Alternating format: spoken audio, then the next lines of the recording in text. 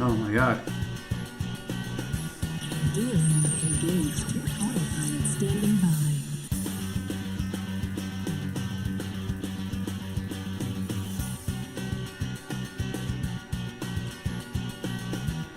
Alright, here we go.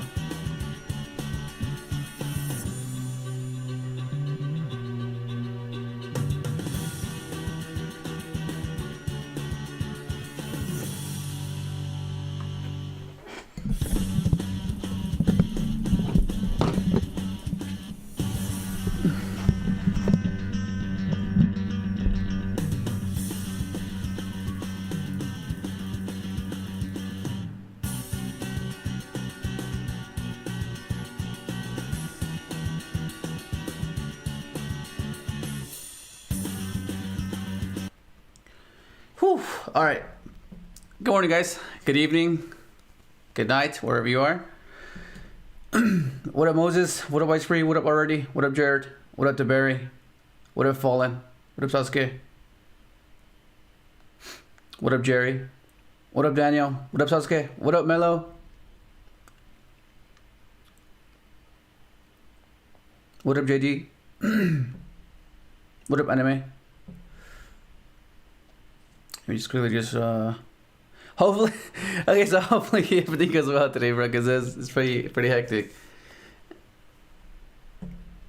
Dude, it's DUNE is almost legal, bro. DUNE is almost legal.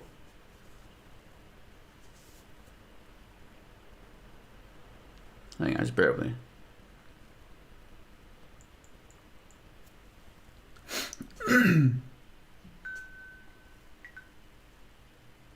Oh, what do you? Yeah, it's gonna. I mean, okay, so first and foremost, wait, can you hear me? Everything okay? Can you guys hear me okay?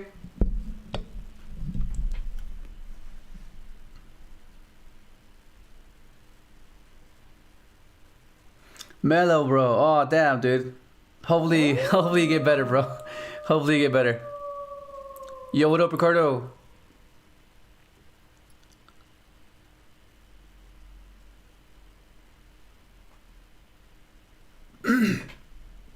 Oh, okay.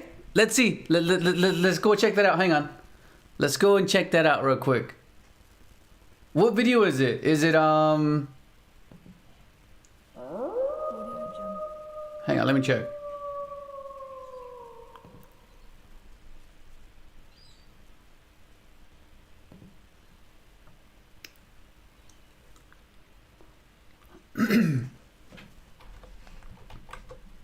I just want to see just that part, that bit.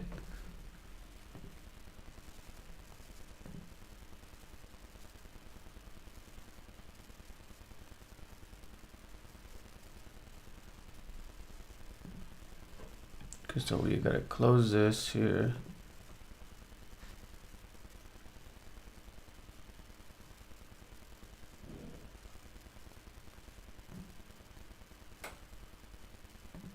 Oops.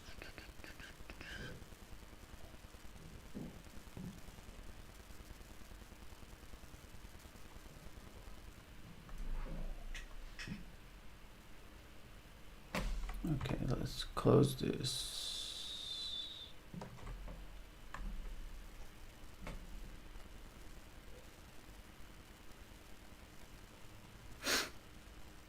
Yo, what up, Isaac? What up, Oban? What up, A76? What up, KP13? Nice, bro, nice. Yo, what up, Lunch? What up, Dimitri? What up, Ricardo? Alright, let me quickly check what you guys are referring to. Was it specifically talking about Synchron, or was it talking about just Revolution decks? I mean, decks that can utilize Revolution.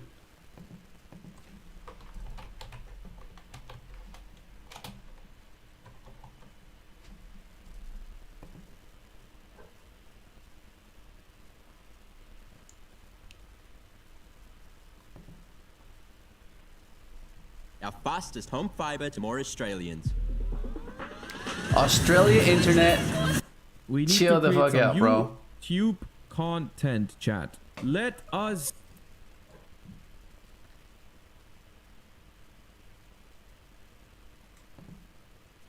All right, here we go.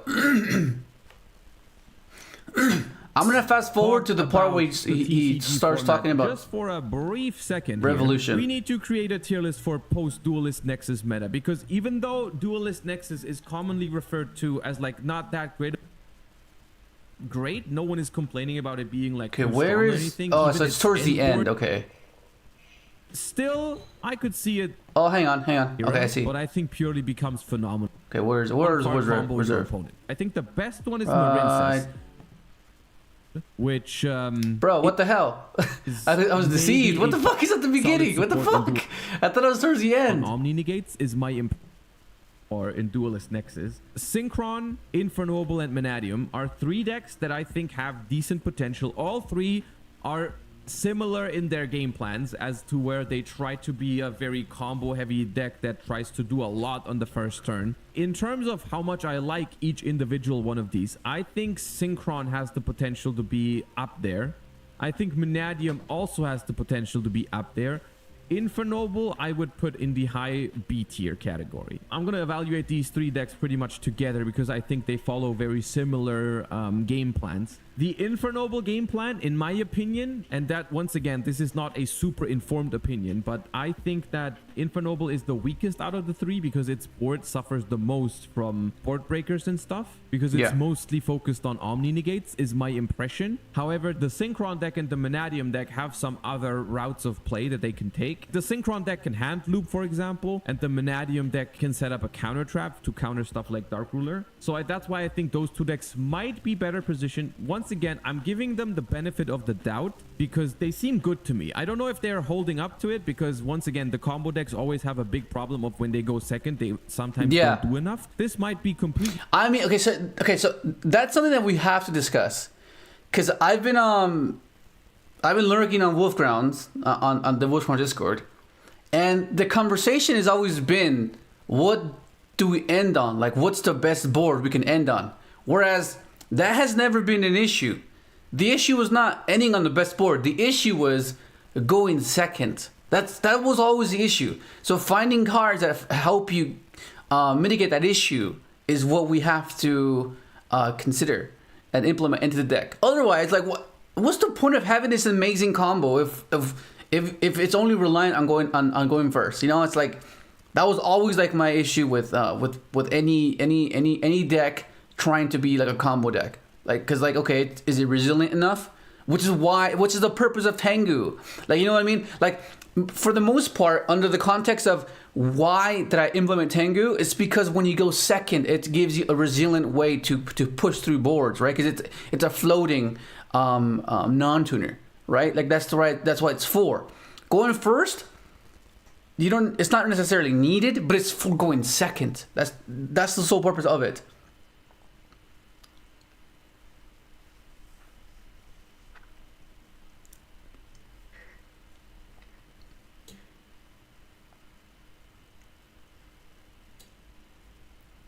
Yeah, but like that's understandable.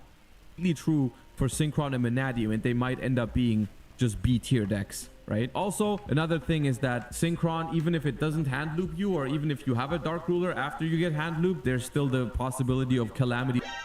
This is the worst thing I've ever seen in my life. Yeah, this is the most toxic thing.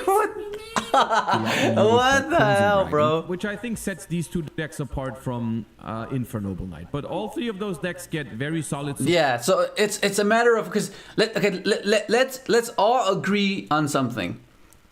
Once Speeder resolves, it almost doesn't really matter what you end on, because it's gonna be that oppressive. It's gonna be that insane. If Speeder resolves, you're most likely gonna win the game. So anything apart from getting to Speeder is subjective, because it's preference, right? What do you want? Do you want a hand loop? Do you want a Calamity lock? Do you want to end on your board? You know what I mean? So do you want to play TG? Do you want to draw off TG? Do you not? So it becomes preference, which is why the deck is so intriguing, right? Because it can be so different in the way you can end your board. Of course, you know what I mean. The initial start of the combo, it's always going to be somewhat similar, because it's not as you're just gonna go right token, summon jet, or right token, summon revolution. You know what I mean? What makes the difference and what will separate the decks apart would be, or the variants apart, would be going second, right? Whether you play a bunch of hand traps, whether you play board breakers, whether you play extenders, whether you play a bit of a mix of both.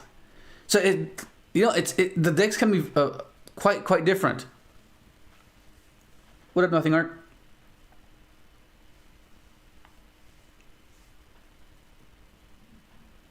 Well, think about it, right? Like, how long VFD was like out for 2 formats, right? With the virtual rules, and that was the most annoying thing. That's the only thing that put me off. That's the only thing that put me off of playing virtual rules. Just VFD. I was just like, I don't want to play that. This is so whack. Support in Duelist Nexus and are definitely worth looking at if you are a fan of those archetypes. Super Heavy Samurai, I don't... Okay, that's it. There's that. There's that, bro. That's wild. That's very wild.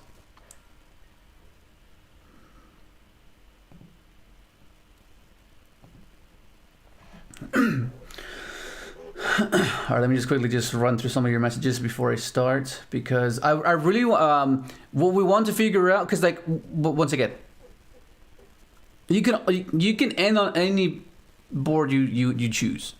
That's just what it is. Like you can choose whatever board you want to end on. There's no, because I've noticed that some I don't want to call people out, but like you can't deal in absolutes with such a peculiar deck. It's such an obscure deck that you can't deal in absolutes. Like you just can't.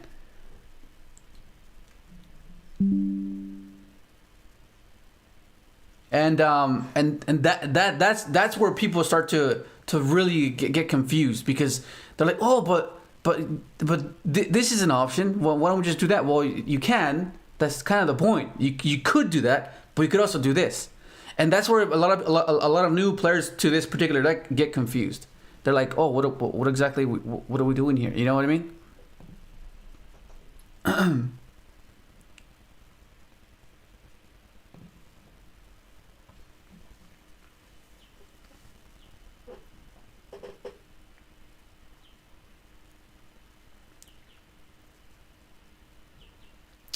Monadium does what we do, but better? As in, the variants of cards fulfill the same thing? Or as in, I'm not too sure what you mean. What up, Timothy? Is the pre-DUNE list still playable if I don't want to swim with the revolution?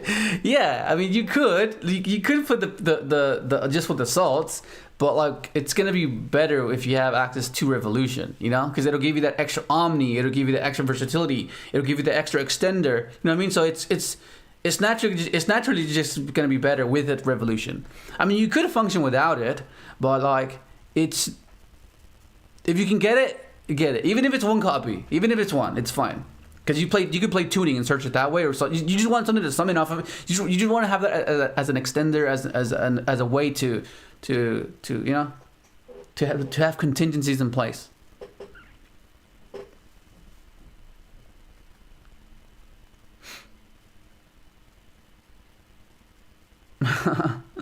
You saw genuinely surprised. I mean, dude. Excel Sneaker Stardust Dragon, and let me just pull up the what was this one? Let's just pull this up. Hey, let me just quickly do this. Combo decks, especially Synchron, has trouble going second. Yeah, which is one of the reasons why this variant was a bit better than pure, because of just because of the bounce. Like one card pressured so much going second, whereas like the pure version does not have that. The pure version has like all combo of pieces, all extenders, so you require more to function. But let's say once you get to the speeder route, once speeder resolves, it doesn't lose as hard Because like, okay, so for example, like we have access to SD in this build, right? This build can do this into speeder, right? Whereas the pure build has this unique resilience within Doppel and Converter, because you can climb through the little guys, which is Shaman and Marcher, and that's how you can extend your play if for whatever reason speeder gets negated. And you can even take the other route where you go for Excel, and then you can make it really awkward for your opponent to interact with you. I mean, of course, it folds to Nib if you don't get to the speeder resolving. You know what I mean? Like if you're trying to play the safe route to get to speeder and you get Nibiru, you're in trouble, which is the issue that Pure has.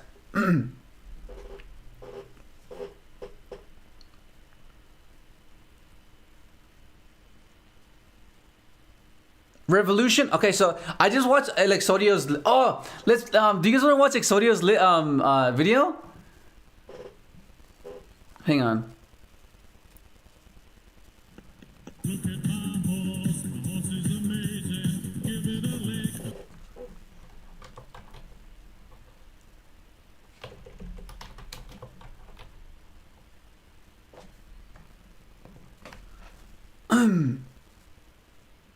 Dude, that thumbnail is so cool, bro. Did you guys see Exodio's thumbnail? It's freaking insane.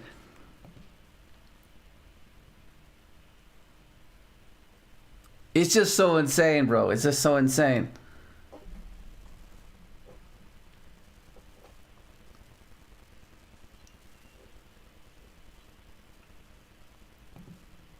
Look at this thumbnail, dude. How cool is this, bro? Enchantress has freaking... Oh, that's so cool. That is so cool. Yeah, so I just watched a little bit of it. Because I was rushing in the morning. Star Wars collector cards. Get one pack free with every $30 you spend. I am your father. Helping You don't take these meta lists seriously, Jared?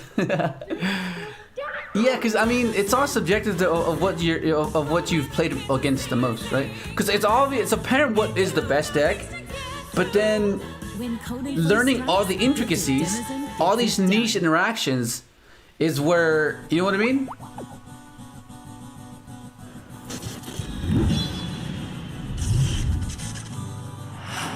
That is so cool, bro. That is so cool.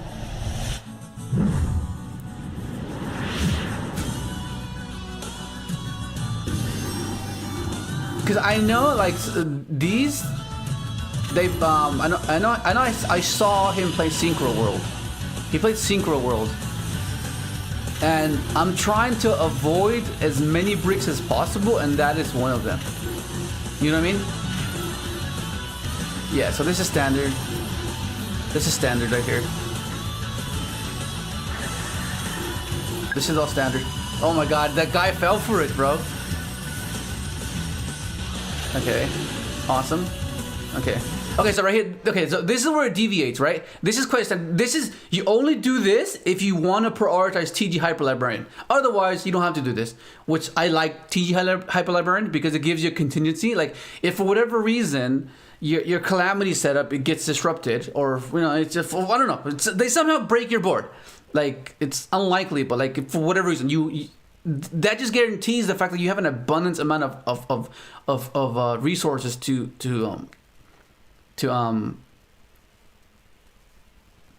salvage your broken heart, your broken board. Yeah. So see, this is TG, and this is and then right here, what I was noticing when I was sequencing off, like just learning all these combos, was whether you choose to synchro away your crystal wing here, and this is what I meant about synchro world being the one brick that will essentially be another omni that you synchro climb with. It'll be preference to you, right? Because think about it, right? You're already going to be considering a 2-card combo that's quite resilient, right? Of course, like if it gets fulfilled, you most likely win, which would be Jet and Right, and then let's say you draw to Synchro World. Okay, how much of an issue is that going to be for you going second, right? Because going first, we know that we can win first, but going second, you need every possible card to be an extender without requiring this to be fulfilled. You know what I mean? That's what you have to consider when you implement these bricks. Because okay, something that always comes up would be the memory. Why did we play the memory? Well, it's not necessarily something you want to draw, right? But it helped the deck be resilient and allowed you to be obscure in a sense that you can sequence your way to a Yazi to pop. So in our case, we would go Draco bounce, Illegal Knight bounce, Jet Warrior bounce, Yazi pop, float, and it's still, you know, it's before you initiate your actual objective or your combo, you have all these ways to interact with your opponent to force responses. Whereas Synchro World, it doesn't do that. It only functions if you fulfill your combo. You know what I mean?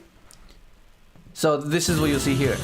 This is the game I saw. So at Synchro World, yeah. Because this is essentially just gonna be a reborn of one of your Synchro climbs. That's basically what it's gonna be.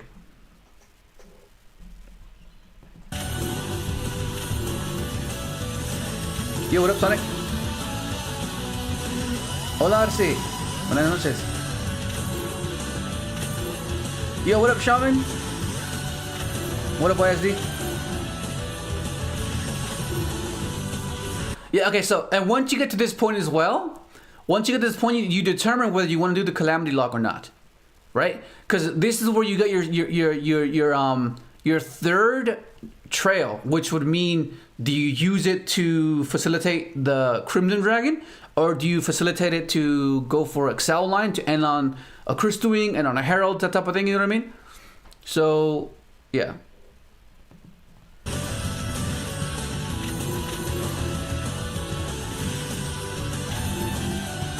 Small World. There's the Crimson. Yeah. Oh, so in this case, yeah. So in this case, he's using the Crimson. He's using small Synchro World. That's pretty funny. You have two world cards in the deck, Synchro World, and you have this guy. Wild. Yeah. So typically, what would happen here is this would revive one of your, whether it be the Omega or what, you know what I mean? Yeah. Sends it. Yeah. Okay, that's a bit odd. This is a bit odd. Exodia, man, what are you doing, bro? This is a B up top. I mean, yeah. I mean, preferably you would want him to be in the EMZ to be unaffected, right? To prevent anything from happening. Because droplets is going to be quite prevalent to prevent this from happening, right? You hit this, which is why when the what's that the freaking the Vanadium trap, the Vanadium Synchro that searches the trap is going to be quite the combo the combo piece, you know what I mean? Because it, like, they need to discard a trap in order for you to not negate it with a trap, you know what I mean? But it doesn't seem like unlikely, because you just discard an imperm, you know, and then you're just facing, yeah, I don't know.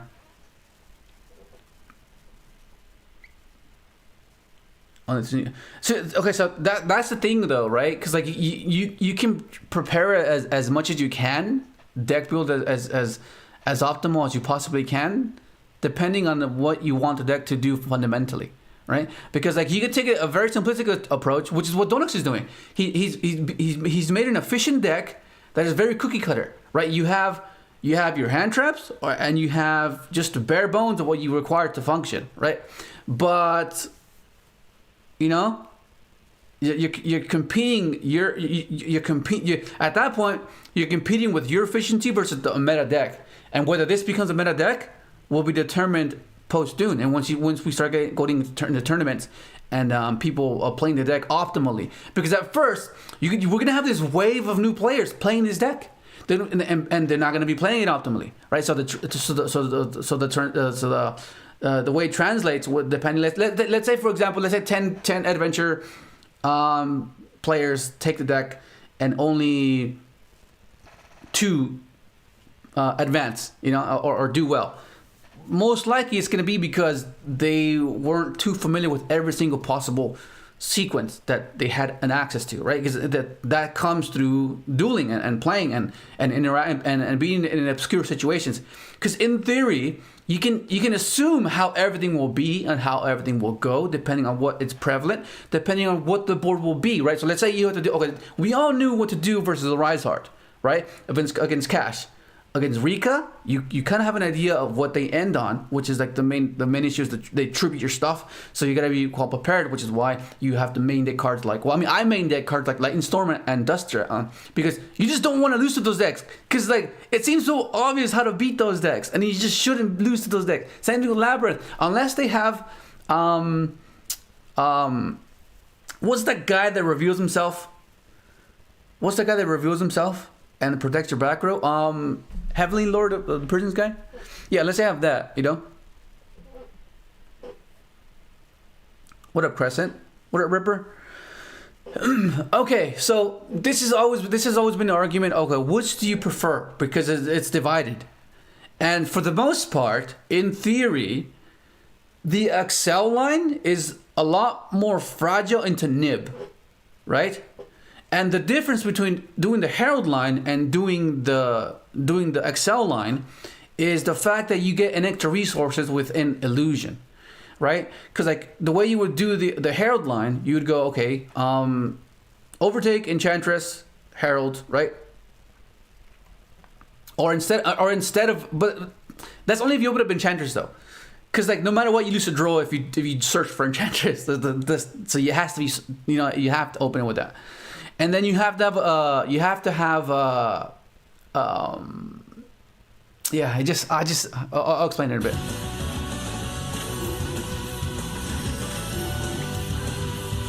Oh, okay, so how does this deck play through a Rise? So since a Rise Heart can't banish face down, token face down, so they have to use their pop on the Fateful Search, otherwise they just chain to the bounce. You know what I mean? But most likely the only time to actually, because like let's say you go right, activate Fateful, search Fateful, they have to pop that. Otherwise, you're gonna get your Griffin, and then you go special. What are they gonna do? They can't pop your token. What would be the reason? I mean, they can hold off and pop your Fateful, but then you still have your Griffin negate, and then you can just try to play after that. You know what I mean? Otherwise, you just bounce the Rise Heart. This batter's insane, yeah, for sure. Yo, Dylan. Yeah, okay, so there are better 12s, but this is just the most efficient one, because if you put it in EMZ, it becomes immune. So meaning they have to interact with Crimson Dragon before they interact with the Sigma. Because if you go Crimson Dragon, right, you target your Sigma. They can't book your Sigma and basically fizzle your effect. So they would have to like book the Crimson, but then you just chain the Crimson to, you know what I mean? So it's like it'll still resolve, and it just prevents you from losing to more cards basically. So I think it's the best one, I think, in my opinion. I mean, before it's preference. I don't like dealing in absolutes because you can play the other ones.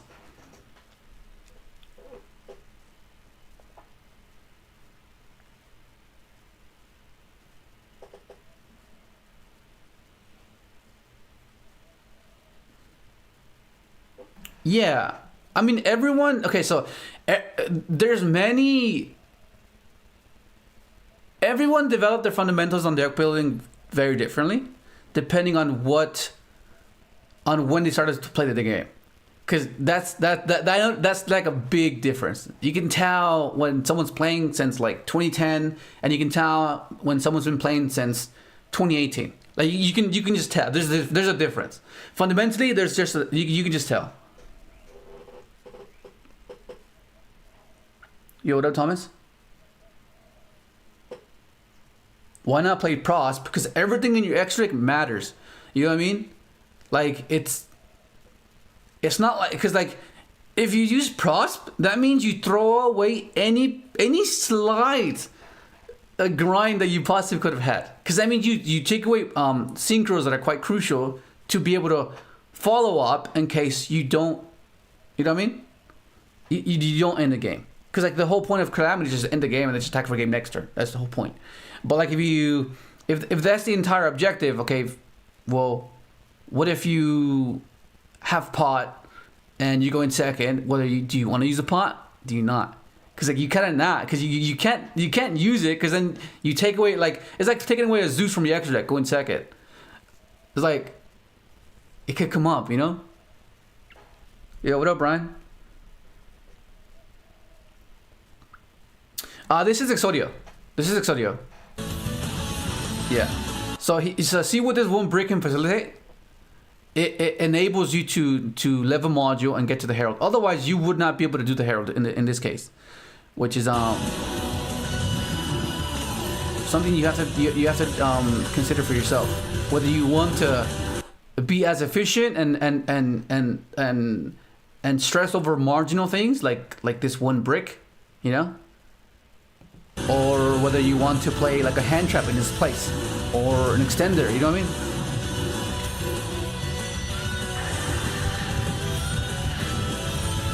Yeah, but I like how you used TG. I'm a big fan of TG, bro. TG is just insane. Yeah, I was working on Revolution lines as well without the Synchro world.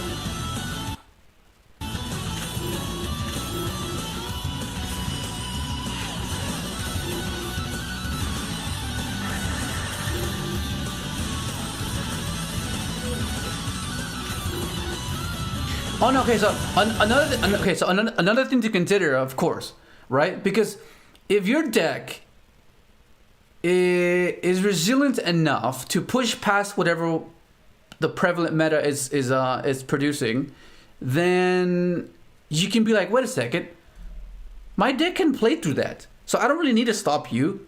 You know what I mean? So that's when you just go you gear towards board breakers, right? Because okay, well, if I board break you, that means I can already push past your established board anyways.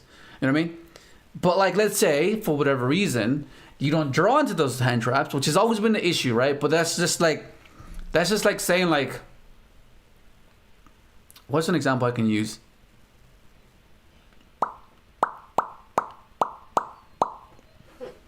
I'm drawing a blank here.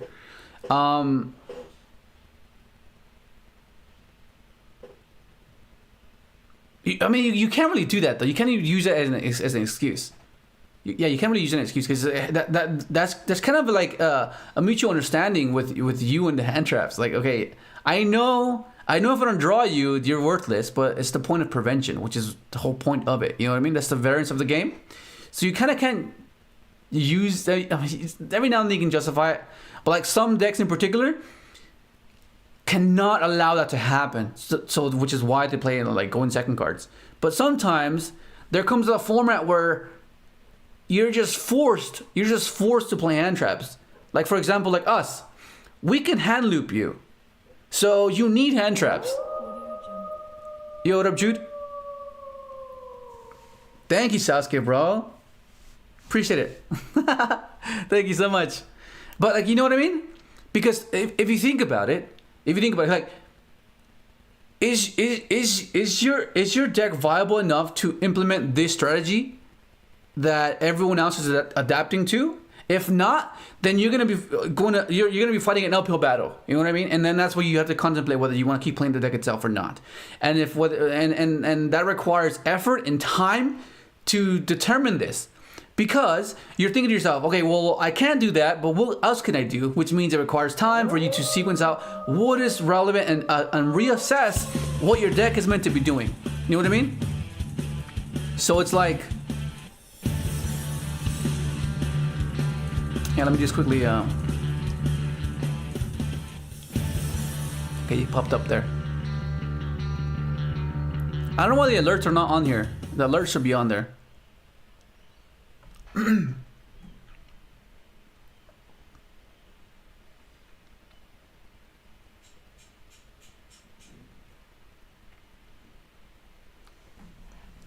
Thank you, Sasuke. That was awesome, bro. Thank you. Yeah. So, for example, if you choose to go with board breakers, we will hand loop you, leave you with 3 cards. what if we hit those board breakers? What if we hit your dark ruler? What if we hit your storm? What if we hit your droplets? You're left with engine, bro. And we end on at least 3 interactions. So taking a board breaker approach versus this deck doesn't really work. You know what I mean? But if you draw all engine and no hand traps, what happens then? your engine better be resilient enough to push past that board. You know what I mean? Because even then, top decking a hand drop when it could have been a board breaker, you're like, fuck, like that. But that's the dichotomy of board breakers and hand traps. You know what I mean? It's just, you know, it's just, oh, dude, it's. What up, Orion?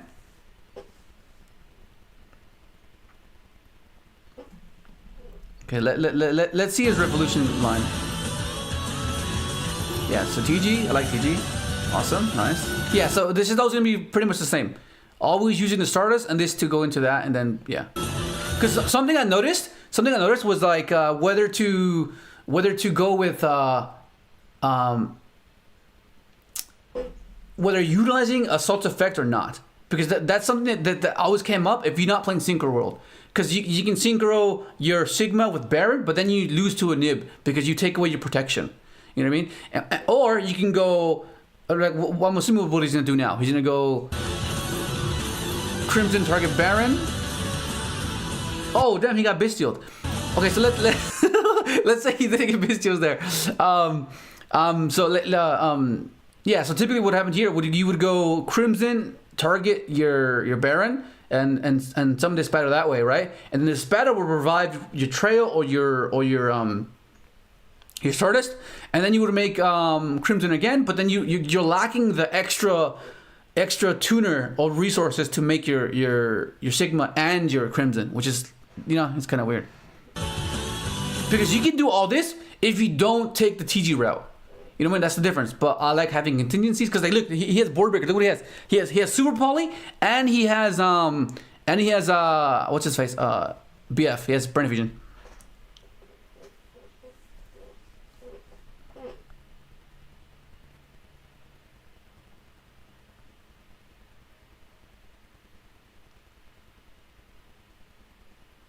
Reframing? Is that the counter trap? 3 apples? I mean, in sequence with, I mean, the only reason you would play Apple would be what? Because you play the adventure. I'm assuming you're playing it in adventure, right? And the most apparent, the most obvious sense of the card is, oh, I have a token, special. You know what I mean? But okay, but what happens after that? You know, like what are you required to progress that line? Because if it doesn't get you closer to what your initial objective is, which is getting to speeder, or deviating enough to then be able to come back to the speeder line. You know what I mean? Because that's a 6, right? That's a 6. And if you search Enchantress instead, you go Special Enchantress, go 5, go Excel sends, right? Yeah. But then you just lose the Griffin thing, and you lose the SD line, which would be then, why would you not prioritize the Excel Synchro Search line, the SD line, over, you know, because that loses to Nib even more. You know what I mean?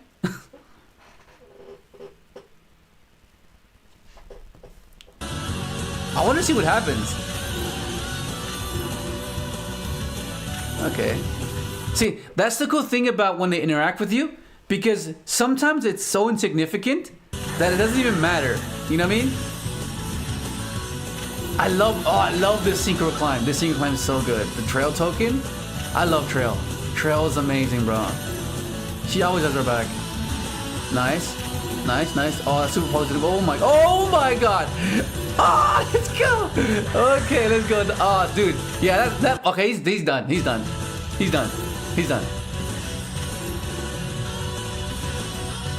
Let's go, Exodia, bro. See, okay, that's something I can appreciate proper sequencing. I can never hate on proper sequencing.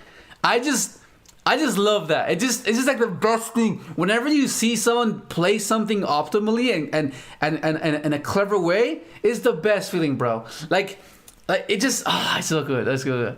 I mean, there's nothing clever about hand ripping the card, but I'm saying like it just I don't know why. It just felt like saying that.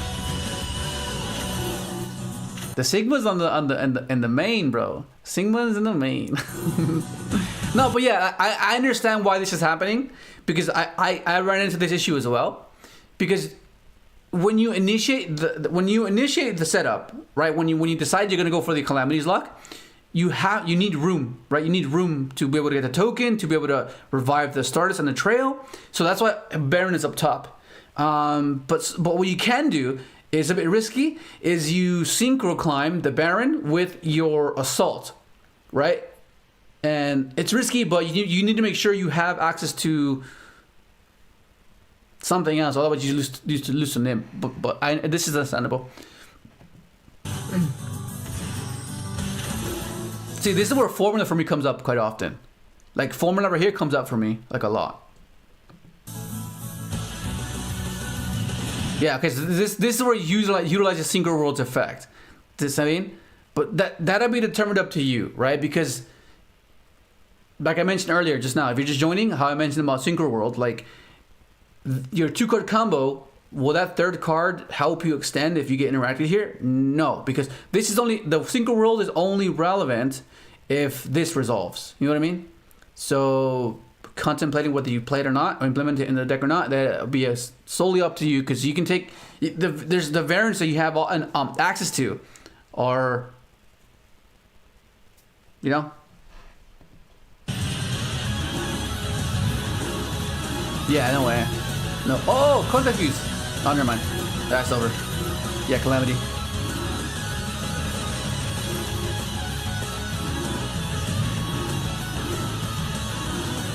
Yeah, no way, bro. Bro, look at that, dude. See, Synchro is being showcased here quite nicely. And sometimes you get fixated on that perspective of, damn, it doesn't really do anything unless it's fulfilled, right? Like that. Sometimes you do get caught up on that, but that's kind of like the point of a lower tier deck, right? Because we don't know where this deck is going to be, where it's going to stand. If it's a high tier deck, then you're like, okay, well, actually, it's not that bad, you know? Because what's the payoff? Okay, the payoff is you get access to this versatility. You get access to your boss monster being revived, you know? So with that in mind, you assess the risk and reward ratio, right? And whether it's worth it or not. Oh my god. Oh my god, bro. Chill out. What is this? Get so many notifications, bro.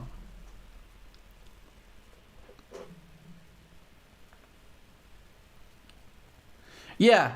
I actually did a Trishula. I did a Trishula line where you hand loop for 3. Like I don't like put everything on the Trish loop. I just do like enough to be toolboxy and versatile enough, right? Because like if you have like all these Trishulas, going second, it's the same argument or the same fundamental of, okay, well, this is only good if this gets fulfilled. If this doesn't get fulfilled, how are you synchro climbing to get to a particular at least one Trish? You know what I mean? And that's something that you have to really consider when you're building your extra deck. Because going first, obviously you'll win, obviously. But going second, you want to be resilient and versatile enough to be able, like, okay, well, they stopped me here, I can go here. You can pivot there. You know what I mean? But if you take away all these synchro climbs, all these other synchros, all these other levels that you can't really like synchro climb with, then it makes it really awkward, you know? Hopefully I'm not losing you guys. Has all this made sense? Has anything I pointed out not made sense? And if it was, let me know so I can try to clear it up. But hopefully it has made sense. Hopefully I didn't lose you guys.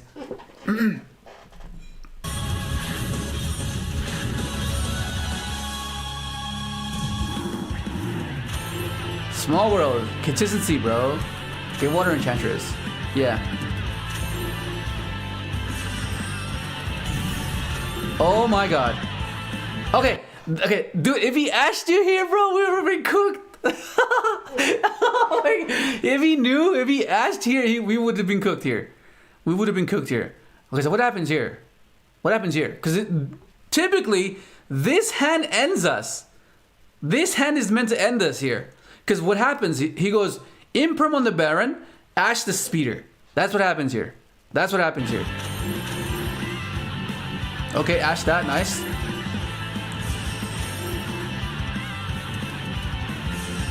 Okay, nice. Nice. Here we go, bro. Oh, he figured it out. Yeah, bro. Wait, what?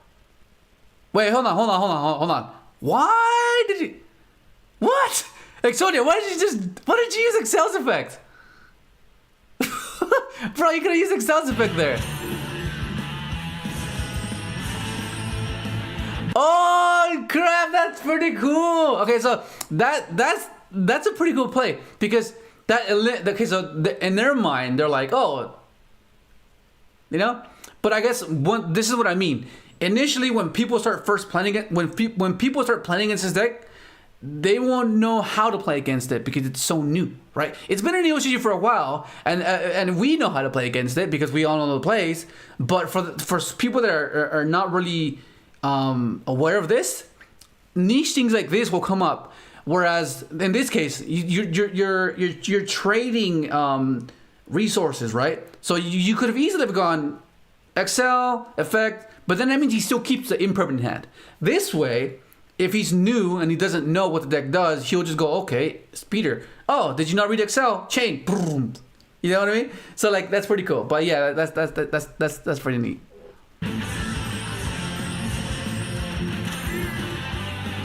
Cool. Okay, so a trail triggers because you tributed the Excel. Yeah. Well, okay, so this is what they hand trap you, and it doesn't matter. You're gonna hand loop them for the rest of their hand. Like, it's just insane. Which is why I'm scared for Omega. I'm honestly scared for Omega. Look at that. Look at this. Oh my goodness, bro. Oh my goodness. XL? Yeah, XL. Yeah, no way, bro. No way. Oh, what is this? What is this? What setup is this? Is he play satellite? Ash? Oh, hell yeah. Okay, nice. Very nice. Special. Oh, Baron. Okay, Baron. Okay, nice. Oh, okay. It's going for a Zeus line? Okay. I think this is fine. This is fine. You're fine. Yeah, this is fine. Just no way. They just loop their hand themselves. We don't even have to loop it for them. Oh my god. Opportunity is all around us. But oh to my act god, on it, bro. You need to get out of your comfort zone. With Grammar. No. Kastira. Okay, going second. Okay, so so for those of you that don't know, the cash matchup is not is one of the easiest matchups for sure. Let me just catch up to see if after I ask you guys.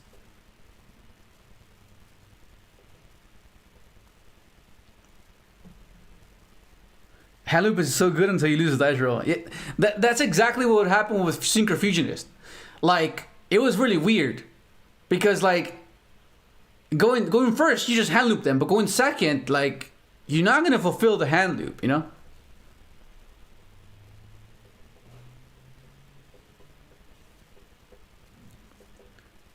Bro, I'm playing both, bro. I'm playing both. Satellite and Black Rose. Because Black Rose is insane because, like, you can just summon a Tengu, bro. And you haven't even used Adventure yet. Summon a Tengu, Black Rose, tune. You know what? It's so good.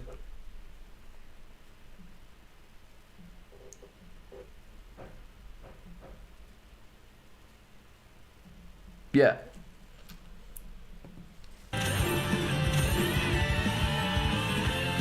Okay.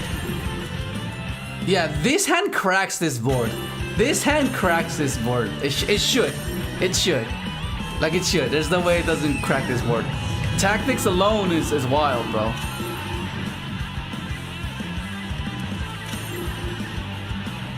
Look at that. Oh my god, bro. Yeah. And the cool thing about tactics is that whatever monster you take, it's just gonna be tribute fodder. You're just gonna tribute it out for status effect. So you can take control of a Link, you can take control of a XYZ, something you can't even synchro with. It doesn't matter. You can just use. You can still use it to tribute for start of Synchron. Book of Moon. Yeah, it's over, bro. It's over. Yeah, it's over. Oh, what? Okay, so okay. Oh, actually, no. This is fine. This is fine. Only issue here, it can go bad two ways. He uses oh no, never mind, he can't even use birth effect. Never mind, he needs to control Kasira. Okay, this is what I was scared of. This is what I was scared of. Yeah, because then you can't pitch. Oh, I have a normal summon. Oh, I forgot he has a normal summon. Yeah. Okay, it's over. Yeah. I thought I had normal summon. Okay, now we're fine. We're fine.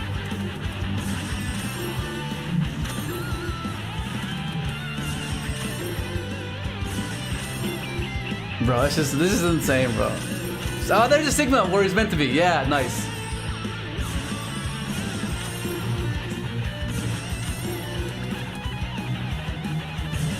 Let's go, bro. Stardust! Let's go! Yeah, it's over. GG, bro. GG. Wait.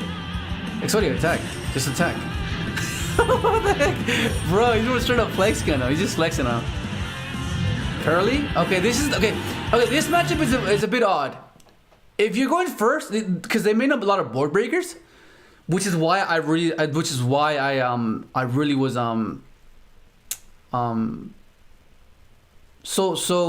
certain on TG draws, because I was like, oh dude, if I build my board and I go against Purely, oh my god, it can go down there because they just Zeus you.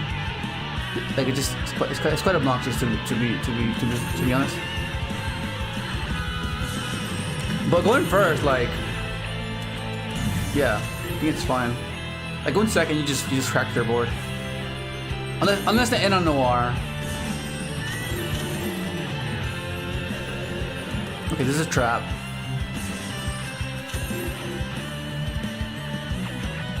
Yeah, I play Trishula.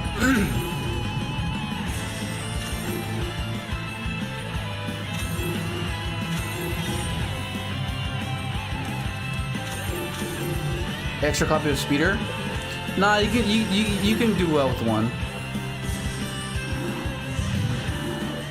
How does the deck out Noir or Punisher? You have it's non-engine. You require non-engine to out it. Or this. Like okay, so realistically, Noir is not meant to bounce anything. Noir is just meant to just be there because almost like you can't really out it. Like you just can't. You know, because by the time you get to an out, they just bounce that. So like if the Purely guy just didn't do anything and just sat on Noir, he would have been okay. But the fact that he lost his Noir now, yeah, it's a bad move, bro. It was a bad move. But yeah, this all comes with learning the deck and understanding what it does. It just comes down to that. When you're unaware, but you have to keep in mind because that's part of a skill set, right? That's part of a good player. Like having all this knowledge, being able to recall, oh, this matchup does this. Okay, your brain can recall it. That's a skill set, right? That's a skill. It's a memory. You know, you gotta remember. But that won't happen at the very beginning because post DUNE, it's people are still gonna be firstly new to the deck and playing against it. So you're gonna be like, oh well, I'd rather just prevent him from generating resources. So that's why he bounced. Or but like, no. Once you understand that the deck doesn't really have an out unless you do on non-engine. You know what I mean?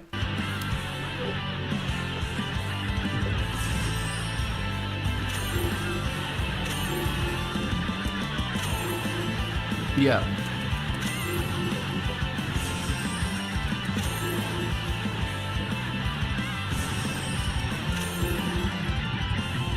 Yeah, because now that guy loses. Like now, just purely just straight up loses now.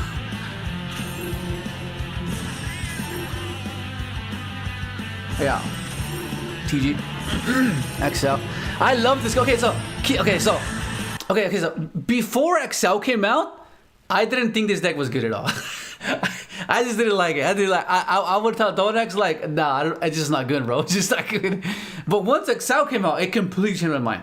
I was like, oh my god, this deck's insane now. Like now it's insane. Because before, when this deck first got like introduced to like this concept of it, I was like, oh, it's okay. It's okay. It was just so underwhelming that I just chose not to pursue it. And I stuck with Pure, you know, because I felt Pure was just better at that point. And then once you got XL, I was like, bro, this is insane, bro. This is insane. And then it's just insane. But props to Donax, bro. Props to Donax for sticking by the deck. Even when it was bad, bro. But yeah, props to him.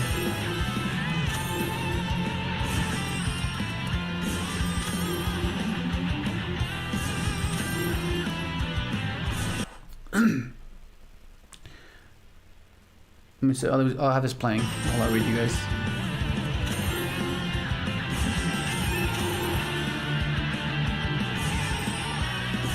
Yeah, which is why I like playing 2 copies of each Synchron, because there are going to be times where you want the Synchron in your deck to be able to level module or to, you know what I mean? Yeah, it's just over now. Like, what does Purely do? But there's just no way.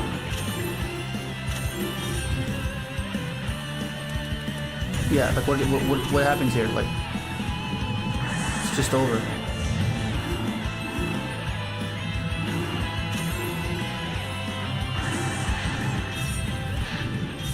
Yeah, it's over. Oh my god, these ads, bro. I don't mind when I put them. I don't mind when I put them.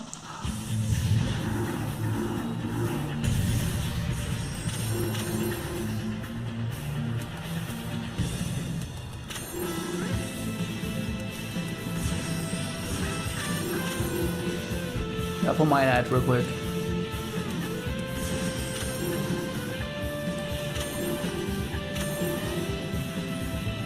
The Dragon Link. This is another obscure deck, Dragon Link.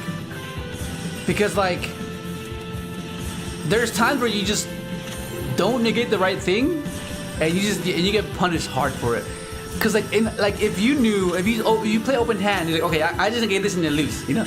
But like, that's kind of what Dragon Link does. It's real obscure in that sense. Like, sometimes it can lose in the game, but sometimes it just doesn't matter.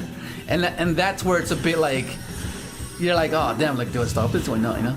It's a bit odd.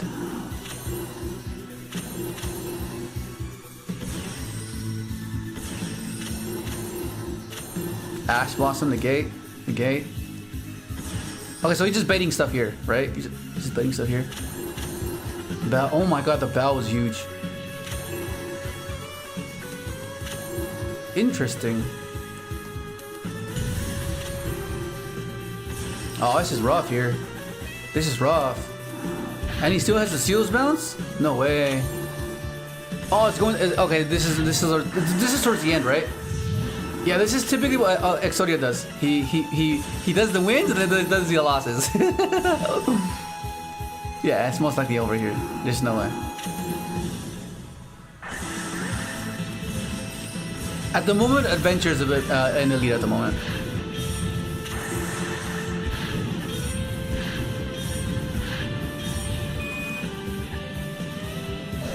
Yeah, okay, that was the last one. Okay, let's look at the stats. Earth, Machine, Dragon, Combo, Aggro, Adventure. Ah, I love how this is on. This is so cool, bro. This is so cool. Main support, yeah, we get that one. To this Nexus. Okay, so let's look at this. So main beaters, of course. Key cards, yeah. Main starters, best card. Best card, bro. Speeder's the best card. Yeah, you typically end on these two. These are gonna be the ones you mainly end on for sure. Baron and this batter. Ah, this is so cool, bro. This is like, how cool is this, man? This is awesome. We can't burn it all. I mean, we could if we wanted to. Resilience, 8, versatility, yes. I love this. This is what I love about decks. When decks have this, I love it. It's just so good.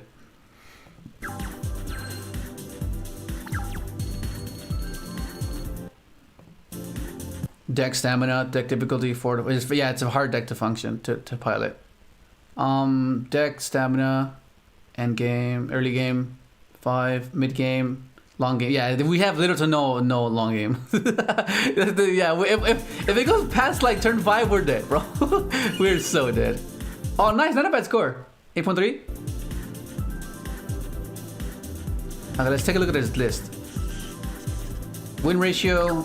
Typically have typically 2 dead hands. Most of the time. Most used cards. Speeder. Win ratio 70%. This is about right. 70%. Yeah, this is about right. OTK.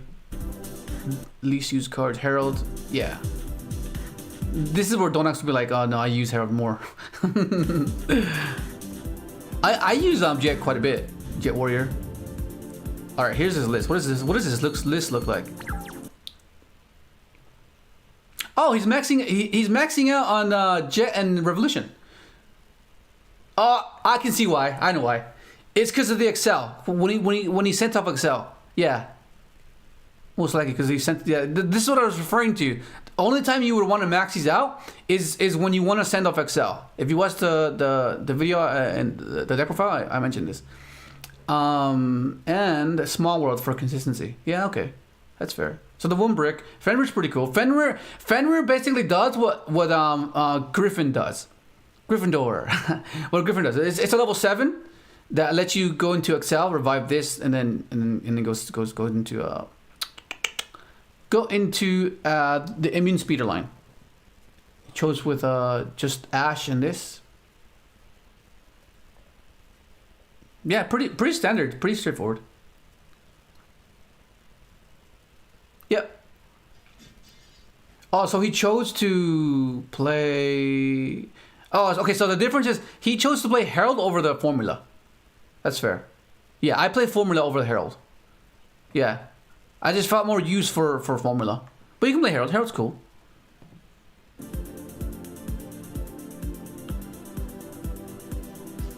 Yeah, see, going first, excellent, bro. Going second, it's okay.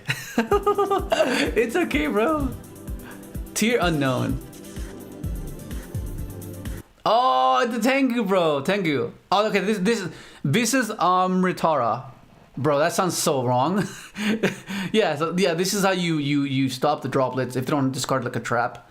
Discard it. You know, they can't stop. It doesn't stop Super Poly, which is bit odd. I really love Satellite Warrior. Just going second, just do everything. Tengu is amazing. It just when you go second, it's a resilient way to get an on tuner. Because like the token, hang on, the token isn't as resilient as I would like it to be, which is why I ended up implementing Tengu into the deck. It's pretty wild.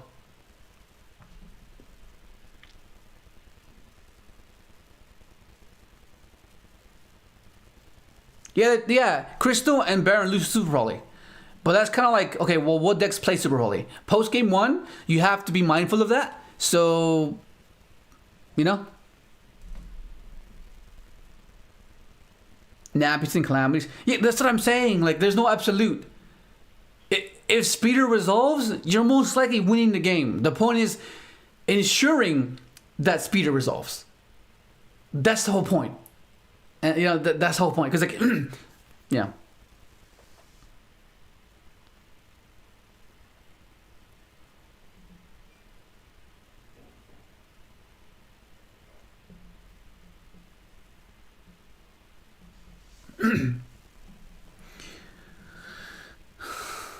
Is that it? That's it, right? What's next? What's here? Oh, the weaknesses, deck weaknesses.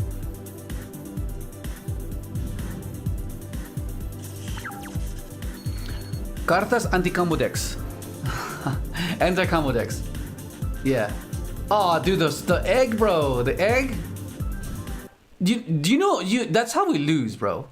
If they raw sphere mode us, if we're going against Labyrinth and if they egg us and they set their floodgate, we're dead, bro. We are so done. Main strengths. Fortalezas del deck. Ventajas sobre el oponente. Okay. Debilidades internas. Debilidades externas. Wild. Dificultad versus high unaffected monsters. Yeah, see, yeah. Against towers-like monsters, we struggle with that.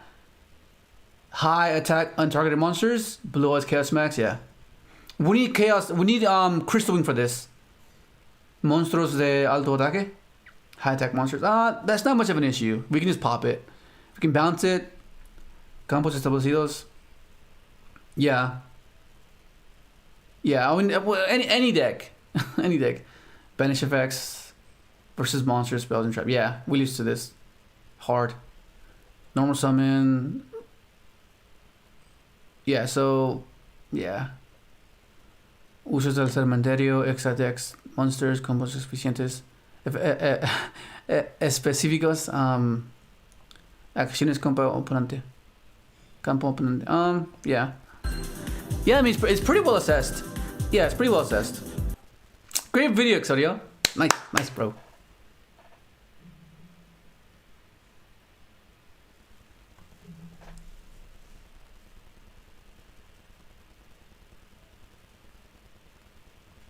Interesting. Yeah, can you just bear with me real quick?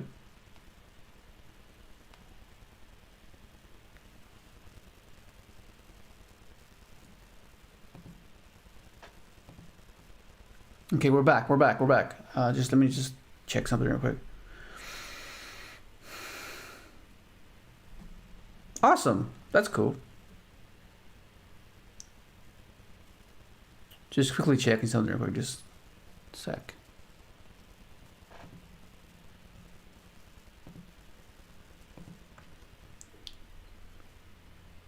Perfect.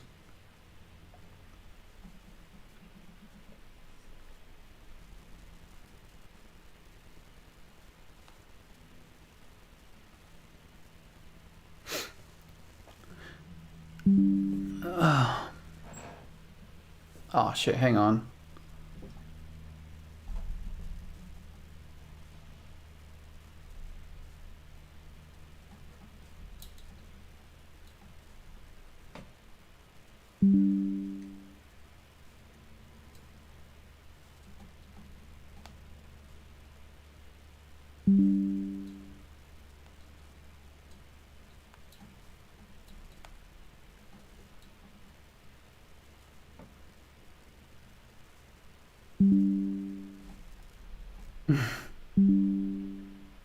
Hectic, bro. Hectic.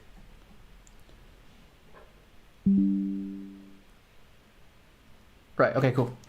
But yeah. Now, what to do now? What to do now? Crystal Wing, Mega Ultra Eggs, bro. Yeah, it's Droll Shift. Yeah, Droll and Macro. Oh my God, it just hinders us so much.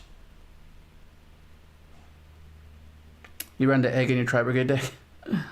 What up, Juan?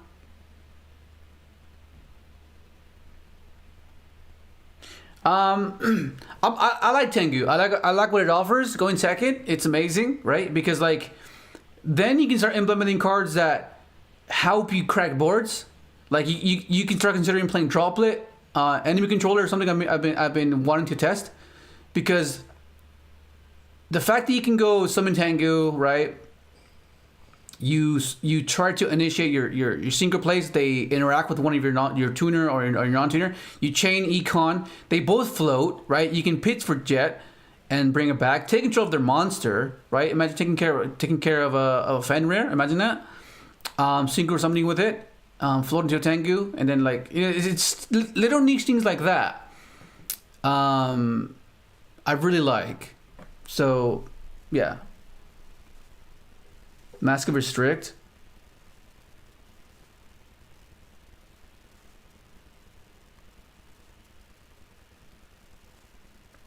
Yo, what up, Chaos?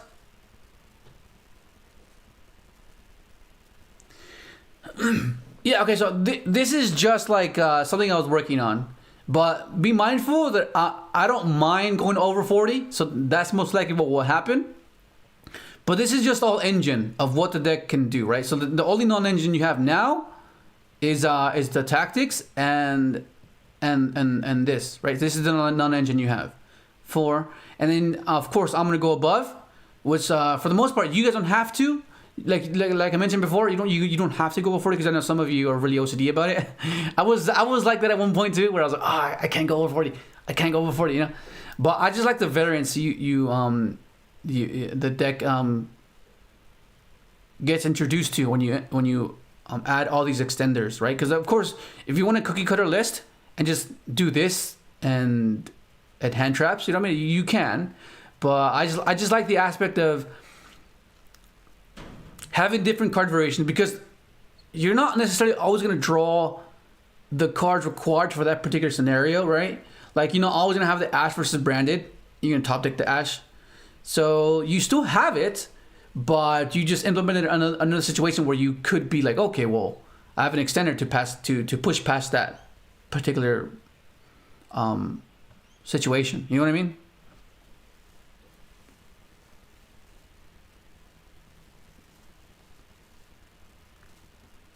Yeah, depending on how prevalent Droll is, we will play cross out.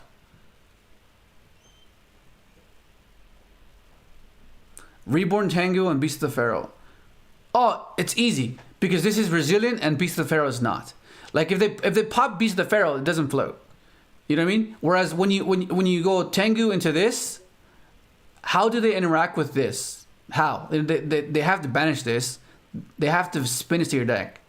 Whereas Beast of the Pharaoh, they can do anything to it. They can just banish it, pop it, return to your deck. You know what I mean? Like, I understand why it can be intriguing, because you're like, oh, it's a constant non-tuner, right? You go Speeder, Reborn it. You go Chain 1, Chain 2, Special, Reborn.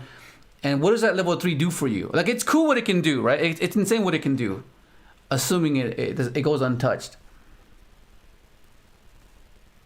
Wait, how much is this now? Is it that expensive? It's saying it's $6 here.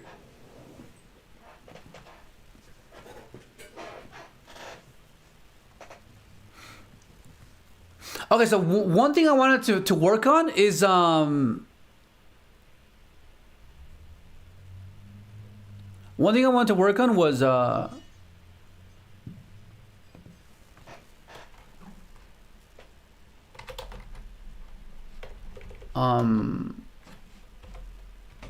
revolution lines. So we'll do that on Dueling Book. I need to be able to do that here. So we'll do that. So I'm gonna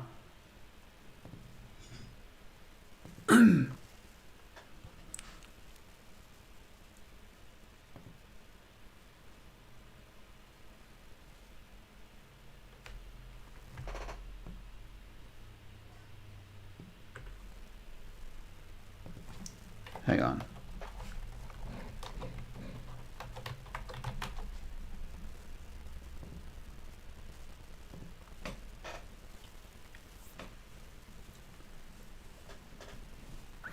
Oh yeah, that's something I was considering too, because Doppel is an extender, right? So what it can facilitate is pretty cool. Because let's say, for example, right, with just summoning Tengu and like opening up Tengu Revolution, right, and Doppel, it's a 3-card combo. But what did I mention about 3-card combos and why it shouldn't be like, oh, it's a 3-card combo? Because a 3-card combo would only be considered if it's resilient enough without losing to one singular hand trap, right? That's the whole point. Otherwise, why would you contribute 3 cards to one combo and then lose to one hand trap, right? You just wouldn't do that. So the logic behind the 3-card combo would be summon Tengu, how do you interact with it, right?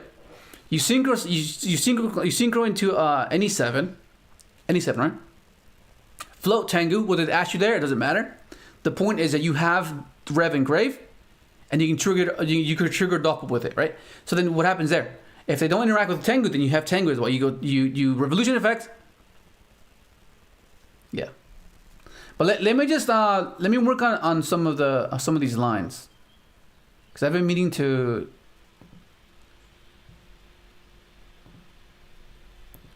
work on some revolution lines.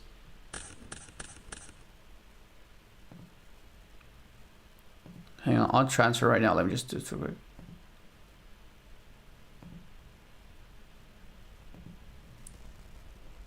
Okay, let me close this real quick. Alt F4.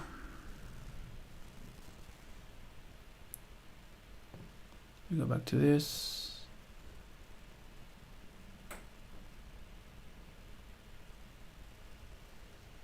How do I don't want this to be shown. Close this here. Nice, bro. Nothing sus, promise.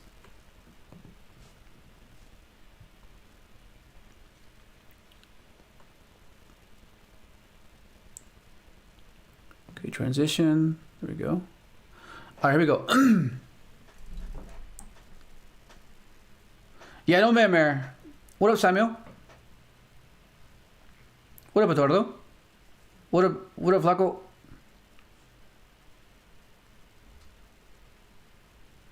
Okay, yeah, so, yeah, no memory. You don't need memory because, like, post Nibiru, you can at least do something else. Like, it's just pretty crazy what it can do.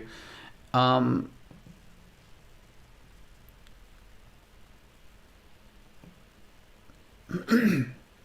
mean, in pure, it's a bit different.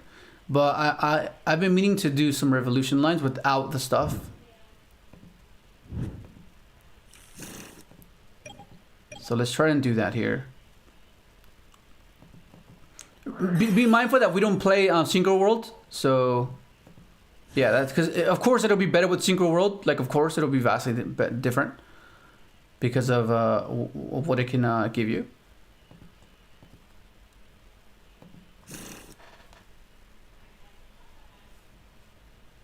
Yeah, Crescent's right. Yeah, the deck can play without Revolution. It's just that you have less options. You know what I mean? Like this is another resource that you have access to.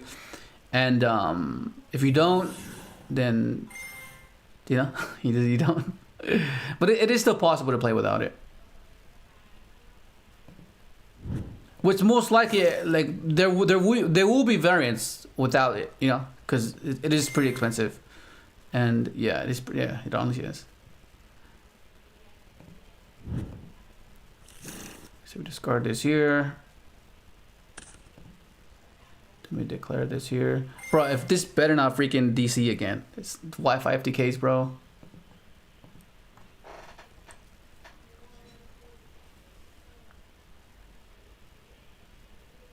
The thing, oh yeah, so we're back at 40. Yeah, for this particular build. Like, I most likely will go above that. But for those of you guys that have OCD, yeah, you can maintain it under 40. I just like having variants, you know, I just like that. The rocket stuff, the thing about the rocket stuff is that I mean, it's not as important, it's not as bad in this particular deck because you would not play the rocket stuff in pure because your normal summon is so it's just so devoted to junk synchron. But in this particular build, it's not the worst because like you can just go summon the rocket synchron, you know. Or you can special the rocket tracer. But you already have those. You already have jet and you already have overtake. You know what I mean? So like adding more of those cards just seems like one of them will be redundant. You know what I mean? So there's no real reason for that because you already have an extra. You have Revolution as an extender level 1 tuner. You have jet as an extender level 1 tuner. So like what would be the purpose for those? You know what I mean? Because at that point, then increasing the 40 card count just to implement those, then it won't make sense. You know what I mean? But like if you're playing like a 60 card build and you play and you want to play all these other cards, then I guess maybe you can implement those because they do essentially the same thing. But if you keep it at 40, there's no real reason to play those. You know?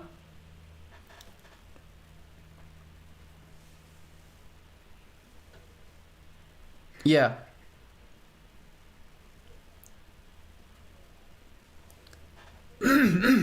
Well, for first and foremost, I have to say this one for sure. This one, Vanadium, and I'm not sure. I'm not even sure what the hell the Infernoble deck does. All I know is that it's a freaking Isolde deck, and then it deviates to Synchro claiming or just to Synchro summoning. But for the most part, I think this and Vanadium. I'm still not really sure what the hell Vanadium does. So there's that. But yeah. Okay, so let's do this. Okay, this is quite standard here, because we know the jet lines. The jet lines are pretty insane, but this burns your guy, so it's a bit odd. And this is what I was referring to, where I mentioned that if you want to play Sigma and the EMZ, the Synchro you make that climbs into him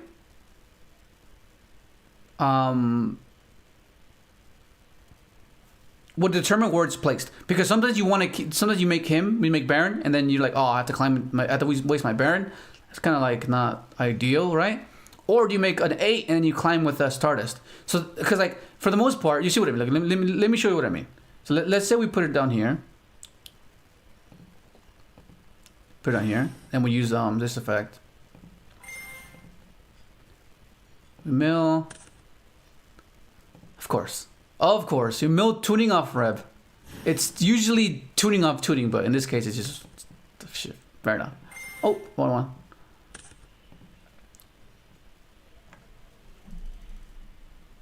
Should we pick up two most certainly, because you're at least playing 2, at least. If you're playing pure, you only need 1. Only 1 revolution for pure. It doesn't give you as much value in pure than it does in this. You know what I mean? Because the issue with pure is you have so many tuners. You have too many tuners. So like you don't want to like overdo it with tuners and adding to the issue the deck already had. You know? What up, Evo? What up, Tevi? What up, Strizer?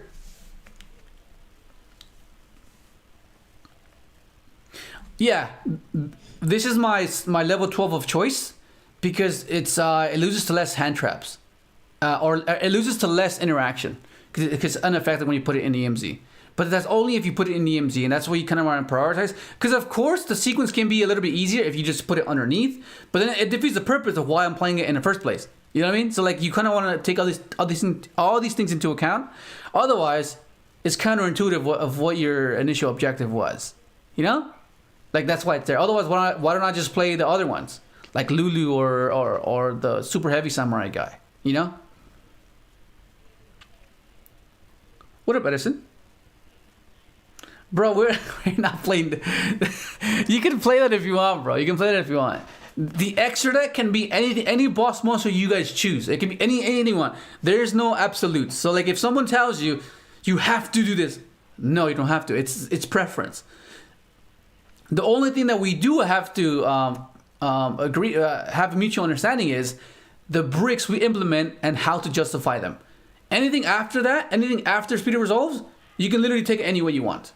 You can. You just can. Because any variant works. And this past week, we've been shown that it's been working. You know, like the different variants work. What up, Jesus? What up, Jose? Well, we don't know yet. We don't know where this deck stands. Because initially, it will do good because of ignorance, right? People won't know how to play against it, so they'll be misplaying against it. And then we'll sneak some wins in because of that. But then it won't be able to be ignored. And then people will start looking into it, dissecting it, and understanding it like we do. And then they'll be like, oh, okay, I know how to, I know what to do here. And then they'll side appropriately, they'll main deck accordingly, and then after that phase, it'll determine where the deck stands. But initially, at the very beginning of the format, it'll be like, okay, it's pretty good, but that's solely because of ignorance. You know what I mean? That's like it happens quite often when we get into a new format, and a particular deck does good. everyone's like, what the fuck? Why did they do so good? Oh, because no one knew how to play against it, you know? And yeah.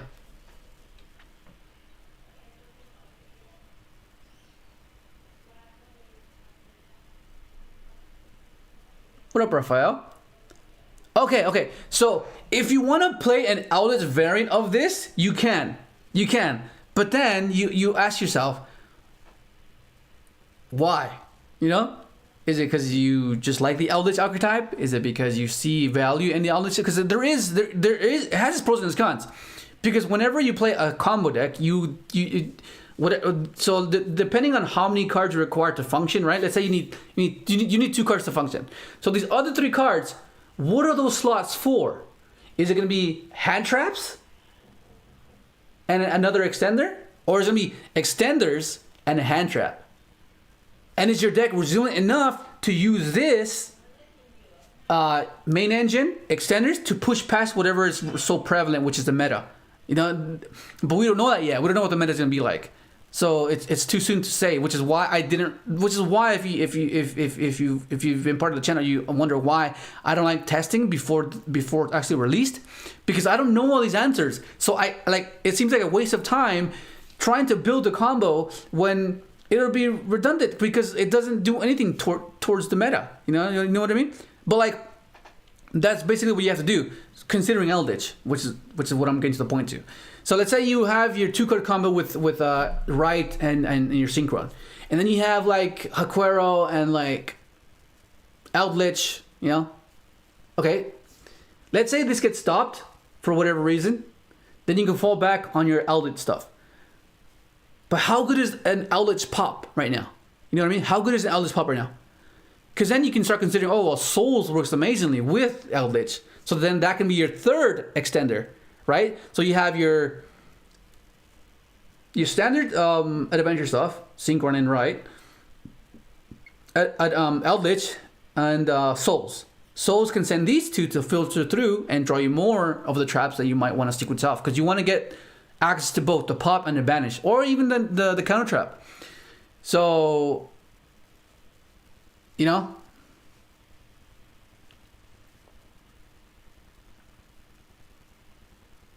Johnny be sneaking in with Mech Knights every new format, bro.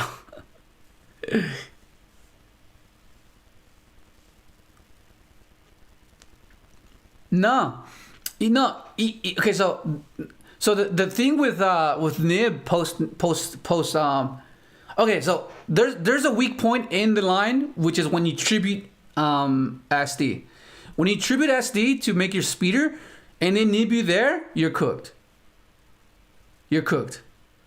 Unless you used overtake and you still have your normal summon, because at that point you just summon Tengu and the Nibiru does not matter, right? Because you still have speeder access. But if you use your normal summon for your Jet Synchron and you get nibbed after you use that effect, well, you're cooked there. Because like your token's gone, your Jet's in the graveyard. You can revive your Jet, but where's your extender? Where's your 4? You know?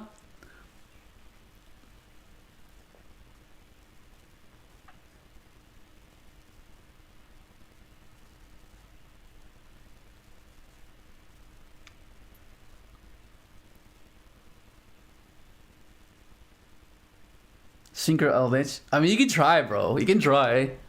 You can try. Oh, you know what would be good? Synchro Eldlich, but you play Synchro Zone, because it's a trap. I mean, it's follow suit. It's following suit, right?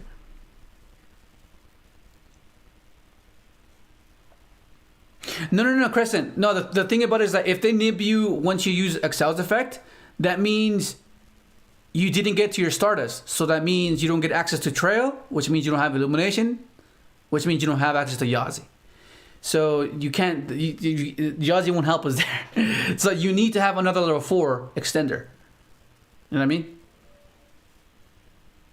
Okay, so am I overwhelming you guys with all this insight? Or are you guys keeping up, or is it too much? Or is it? I just don't want to overwhelm you guys. I want you guys to pick up all this insight, all this knowledge, and so you can implement it for yourselves. And I don't want you to be like, oh, what? You know? I want you to follow along. Perfect. That's awesome.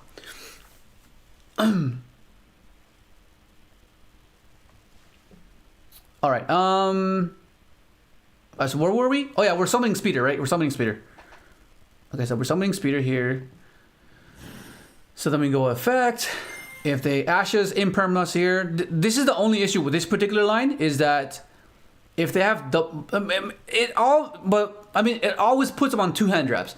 You have to have 2 hand traps, otherwise you just lose because Speeder's resolving, and then you can just tribute off the Baron and recycle him and make him again. That's the good thing about this, which is pretty wild. The fact that you have Herald line, you have Excel line, and you have this line. It's pretty wild. This was it's wild.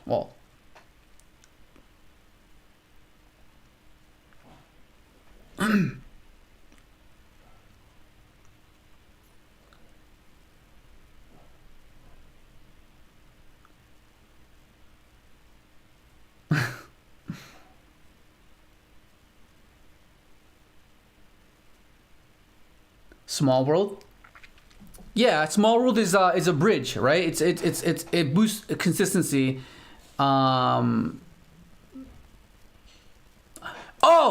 hang on, bro. Hang on. Dude. Hang on. Bear with me real quick. Bear with me real quick. Hang on. I'll be right back. Something just arrived. Hang on.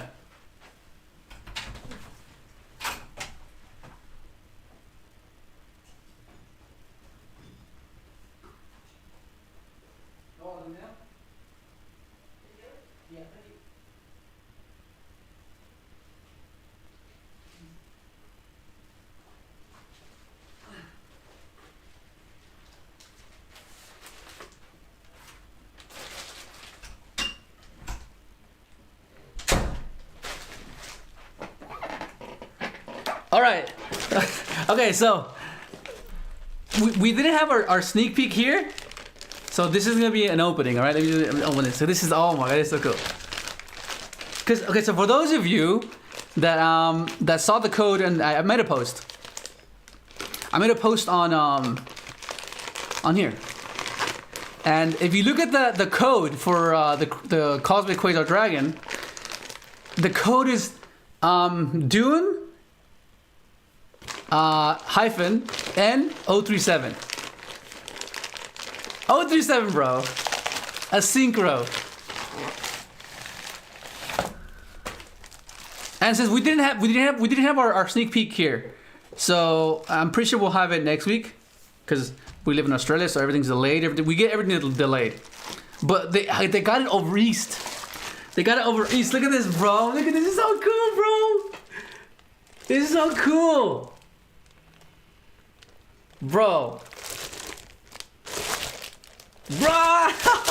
Yeah. Let's go, bro. That's awesome. So typically what happens is, the way my setup is, whenever I duel, I put our rubber mat on underneath my cloth mat. It's just to ensure that my cloth mat doesn't get dirty. So that's gonna be my new mat. So right now the one I put underneath my mat now is the one of the first best supports we got, which was when this came out. When this came out, this changed the deck. This gave us Excel and Jet and Jet Synchron. This was insane support.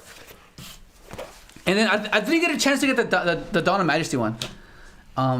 But yeah, I typically put my rubber mat on the bottom and I put my cloth mat on top. But yeah. Oh, that's so epic. That's insane.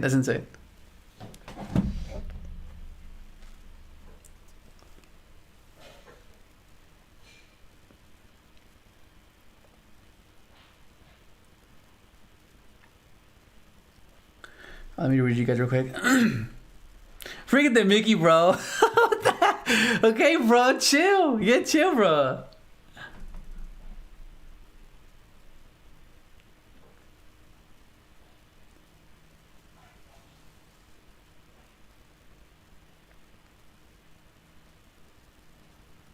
Appreciate it, bro. Nice, JD, nice. Yeah, exactly. Put on 2 hand traps instead of just losing some nip for sure. Vevo. Vevo. Yugioh 50s will be back, bro. Already with the eyes.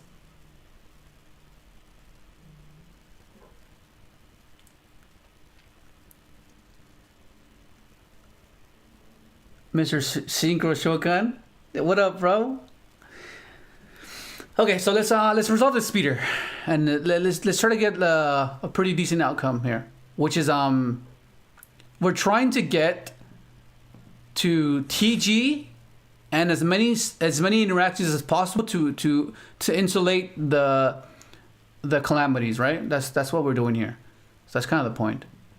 So whichever sequence gets us to that will be determine the best route, right? And I guess it'll be subjective on your situation as well, because whether you want to draw or you prefer to draw or not, that's what will determine whether you take a particular line instead over the other. Okay, so once we're here, this is like the standard play. Once you get to this play, you choose your boss monsters, you choose what you want to do, whether you want to hand loop, whether you want to set up Calamity, whether you want to, it's all preference at this point. Because at this point, this is where you initiate the route you want to take. You want to go this way? Go that way. This guy goes that way. That's the cool thing about it.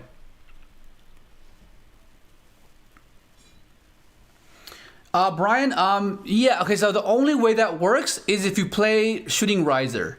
But it's a weak line anyways, you know what I mean? So it's like, I mean, you could play it, but I personally I don't know. I just rather go without, but it is a line. There's a line to go to speed it with right in Stardust.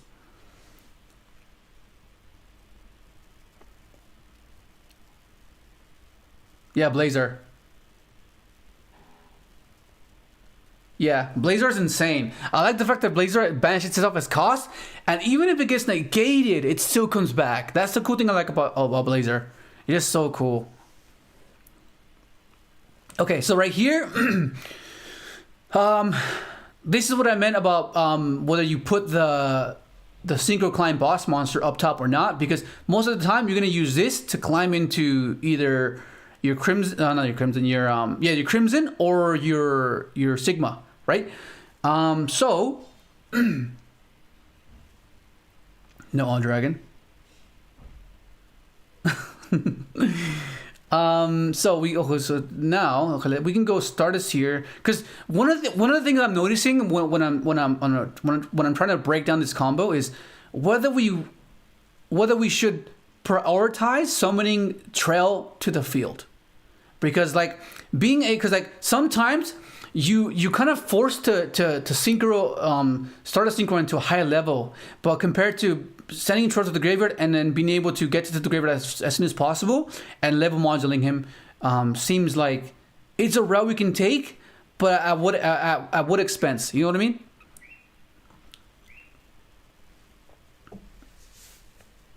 Yeah, it negates summons, right? So for the most part, this is what I've been doing. This is what I've been doing so far. Okay, so I'll do this. We'll do this here. Wait. Stardust Dragon! Let's rev it up! Okay, let's just keep the music here.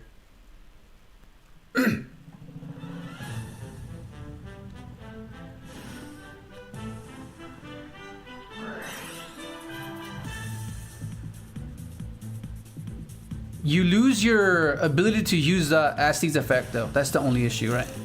So right here, this is where you can take it a few ways, right? You can go into your Crimson here already, or you can go into a 6, climb, get a token.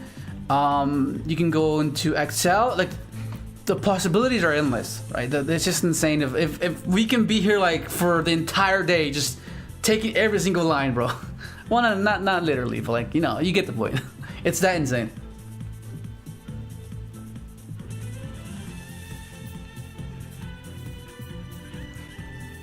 Well, no. Keep in mind, Trail is 3 non-tuners. When you summon her to the field, that's the first. The token she leaves behind, that's the second. And then when she revives herself, that's the third. She's 3 tuners. She's basically the OG Tengu. Basically, kind of that kind of thing, but like, it's basically the same thing.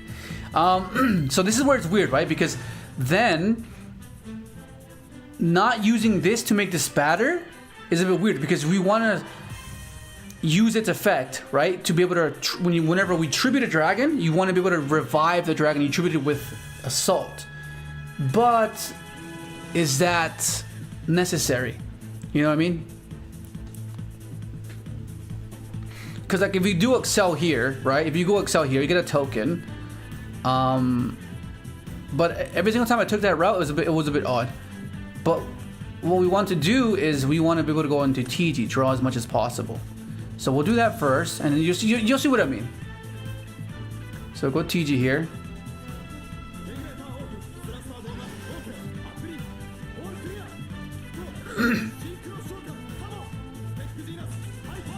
Because you can go into Crimson here, right? You can Crimson here with that. Because you need to get the stars to the graveyard, otherwise there's no real way to trigger trail, you know, because we've already used the Stardust. So this is what I meant, and this is what I was referring to when you want to put Sigma up top, right? We can put Sigma on the bottom, but it defeats the purpose of why we're playing Sigma in the first place. You know what I mean? Because you want to be able to play around like more stuff, more interactions towards the Calamity's attempt.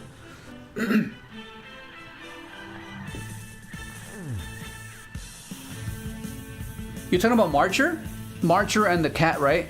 Yeah. There are lines where you can play that. But yeah, so you have to do it this way.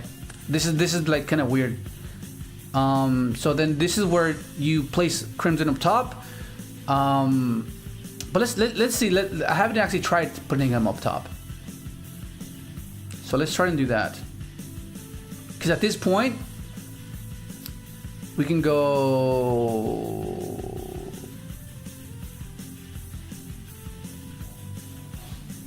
We'll do this. Tribute the salt. So now we can't use its effect to revive itself. Which is something to consider. Because remember, we're trying to do this without any of the bricks. Yo, what up, Nick, bro? Welcome, Nick, bro. Thank you, appreciate it.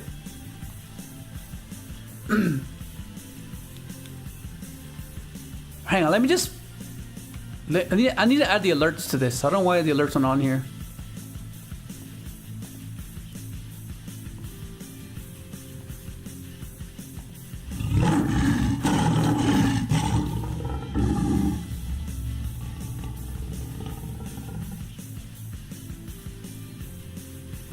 There we go, that's much better.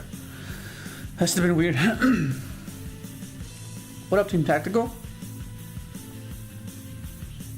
Yeah, that's typically what happens. That's typically what happens.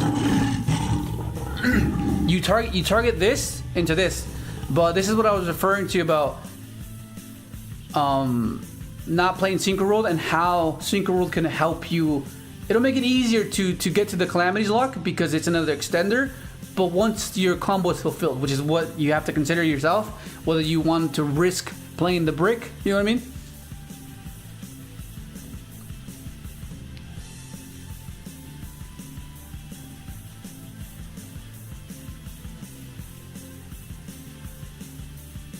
Yeah. That's insane. Hey man, hey man, long time no see in the streams. I've been testing Pure and I'm liking how similar the ED looks to the good old days of Dark Synchro.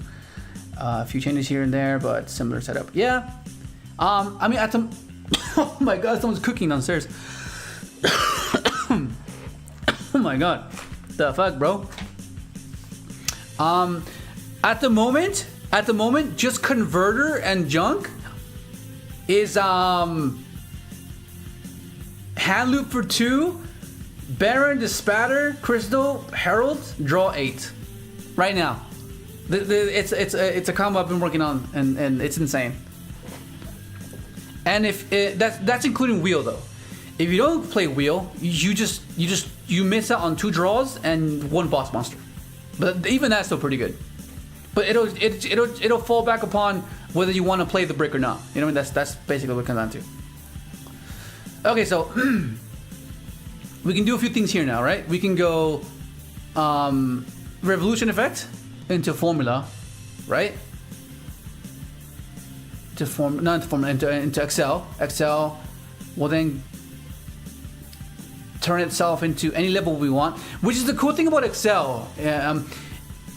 Because like Excel can be almost any level. It can be a 7, it can be an 8, it can be a 9, which is insane.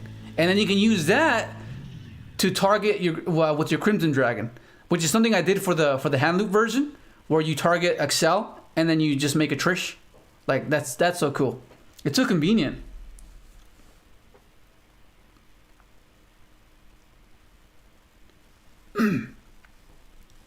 Oh, we're not playing Tengu in this build.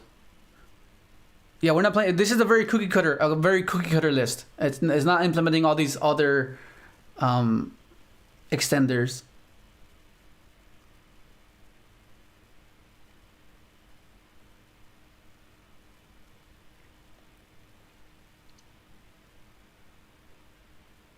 Yeah, it is a shame you can't target the Ultima Azoken.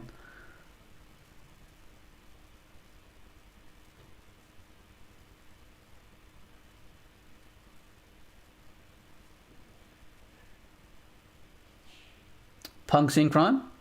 What up, Dyslexic? Yeah. That's the cool thing about all these.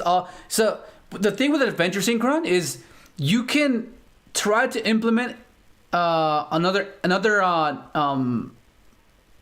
non-tuner synchro engine, right? Because what would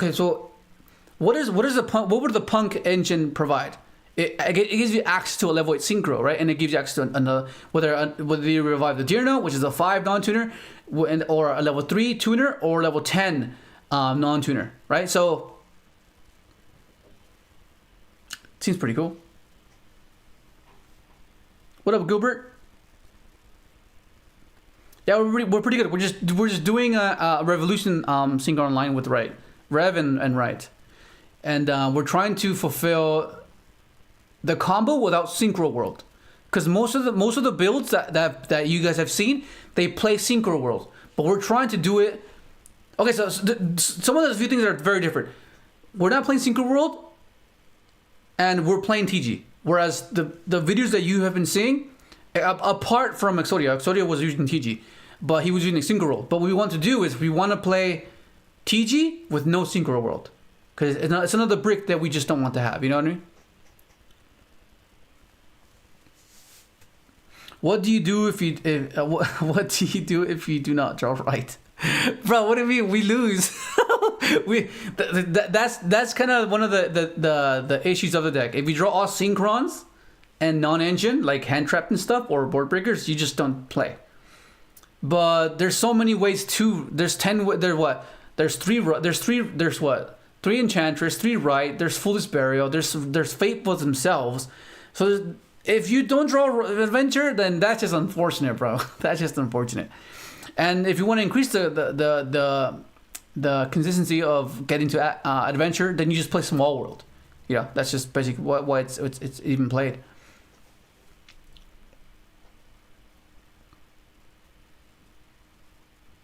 Yeah, the level modeling of Wheel is pretty cool. Okay, so we. Oh my god, we can even finish the sequence just so simply, right? Like this doesn't necessarily have to facilitate the Calamities lock, which is the variant I'm not going to play. I'm not gonna play the Calamities lock. I'm going for the more toolbox approach, where I'm playing Satellite. I'm playing Trish, because there's ways to it, and I'm playing Black Rose in my build. Whereas in this build, you can't afford to play Black Rose because you can't. The extract is so tight. But this is just a very generic way to function the deck. You know what I mean? But I feel like it's a bit too linear. If you know the objective is that. I mean, it is a win con, which is something I'm not gonna undermine, right? It's a win con. It's insane what it does. Like Calamities is just like you don't play, and you just win. But like, it just comes down to preference. You know, it comes down to preference. What do you feel like fulfilling? You know.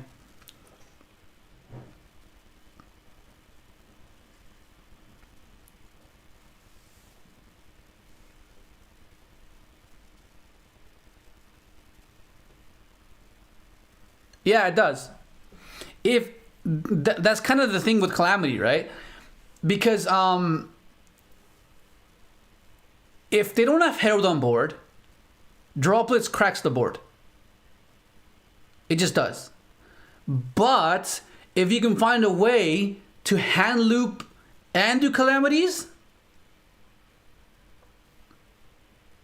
then that Super Poly does not matter. It does not matter. Because for one, you've ripped 2 cards, right? You've ripped 2 cards, put them on 3 cards. They draw 1 for turn. Super Poly, the discard outlet. Those 2 cards better be something insane. Otherwise, okay, you have a Super Poly fusion, okay, but I have a full board. You know what I mean? So, you know, but like if you don't hand loop and you just have your setup and your board, then you're in trouble, because that means they have 6 cards to play with, 2 of them which will contribute to the poly, and they have 4 engine cards or 4 to be able to just crack your board. So just be mindful of that, because like once the new Vanadium Synchro the Visa Synchro comes out, they're gonna start playing the trap for that reason, which means they need to have imperm with Droplets so they can avoid that situation of being negated. But then even then you still have the counter trap, so it seems like the best way to insulate that Calamities lock, right? Because they'll Droplets you, they'll stop the Calamities lock, but then they'll still have the counter trap. But those builds do not play TG, and that means that whatever hand trap they drew, that they might have not drawn hand traps, but if they did, then you're mainly going to be worried about just a counter trap. You know what I mean? Because you're going to be negating everything else.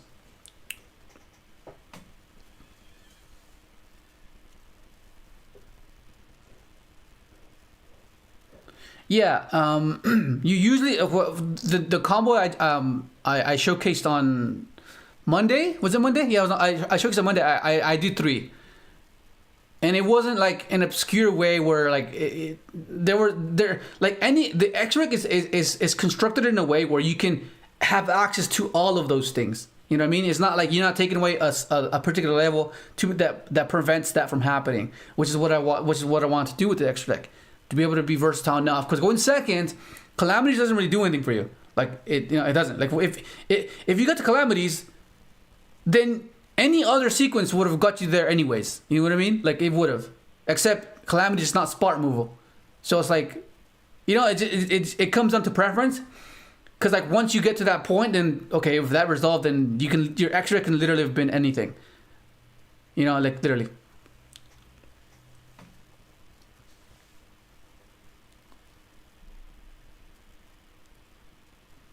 Remember the Breeze Dragon with Dandelion? That the modern take of that is Revolution with Tengu. Channing 1 Tengu, chilling to a BRD, nuke, float, overtake, combo, and then you have an extra Tengu as well, because you float off the 3rd Tengu. So they need to have, you know what I mean? It's pretty wild.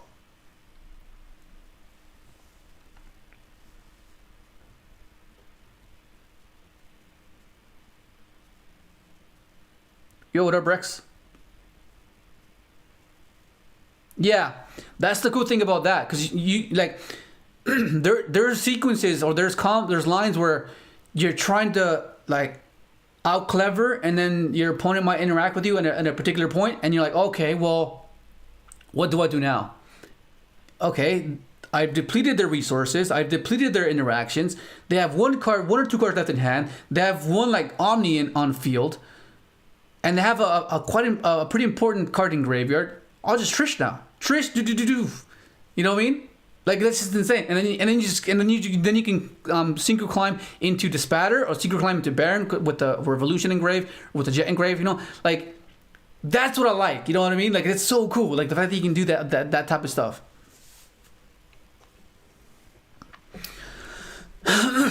But yeah, okay. So let's try to go for the. Hang on, let me sneeze. I hate when I'm trying to sneeze, but it doesn't come out. Woo! Bless me, bro. Okay, so I kind of went on a rant there. We're trying to figure out this combo. All right, so this is the combo with Rev and Right, okay? Just Rev and Right with no Synchro World, and try to utilize the draws of TG so we can have like a contingency plan if for whatever reason the Calamity slot gets disrupted.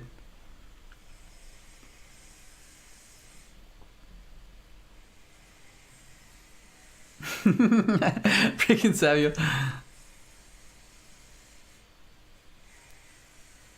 Yeah.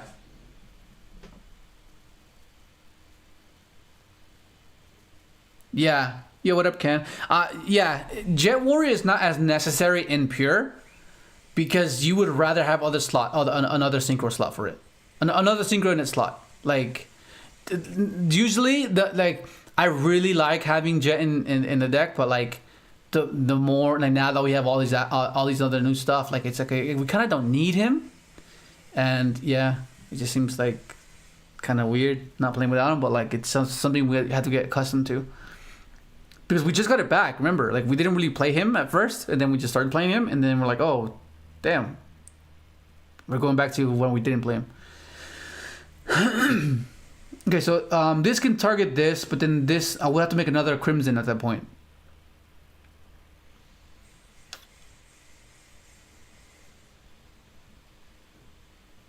Yeah, if we had Synchro World, it'll make things a lot easier. A lot easier with Synchro World. So let me go from what I just saw just now. So what happens is we'll go this target this, right? How does that work? Can we put the spatter in EMZ? Or is it like a certain mechanic, summoning mechanic where it prevents that from happening? I'm pretty sure I can, right? It returns itself, and then I can summon the spatter in EMZ? Correct me if I'm wrong.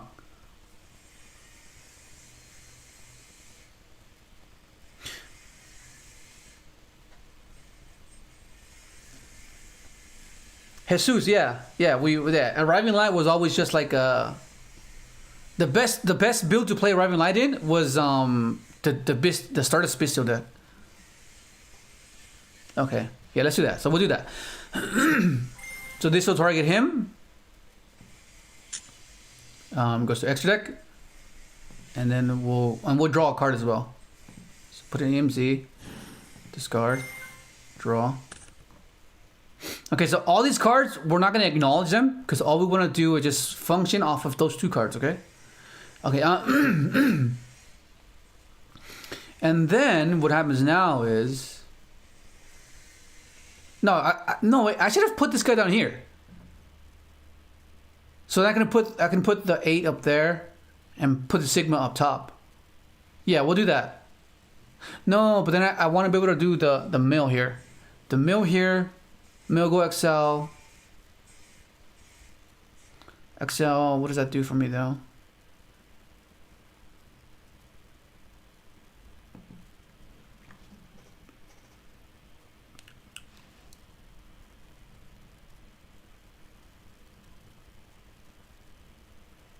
I mean, this is the most obvious one. Let's put them down here. So then we go, this gets banished. This gets banished. Go for Omega. Draw a card. Yeah, this is the most simplistic way of doing it. And then...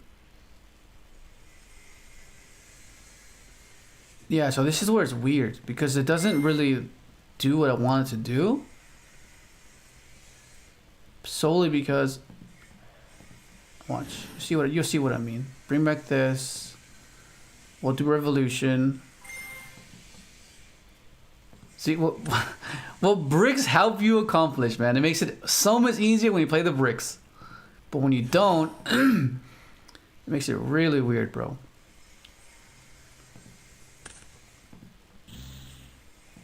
Oh no, Trail's meant to go to the grave because we brought it back, right? Okay, and then we get a token as well. Oh, funny, bro. And then we got this. Get a token here. Then we draw. We go draw, right? And then we're here now. But this token just gonna be there, like, not doing much, to be fair. Yeah, the Synchro world just gives it the extra extender. Because we're missing an extender here.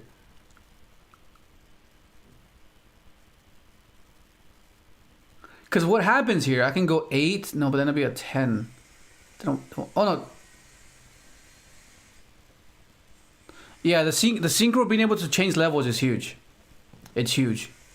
So it makes it really obscure without that. Because think about it, like, Synchro World revives and it changes the level that you need a particular Synchro to be. Or a monster on your side to be. So that's where it's the biggest difference is.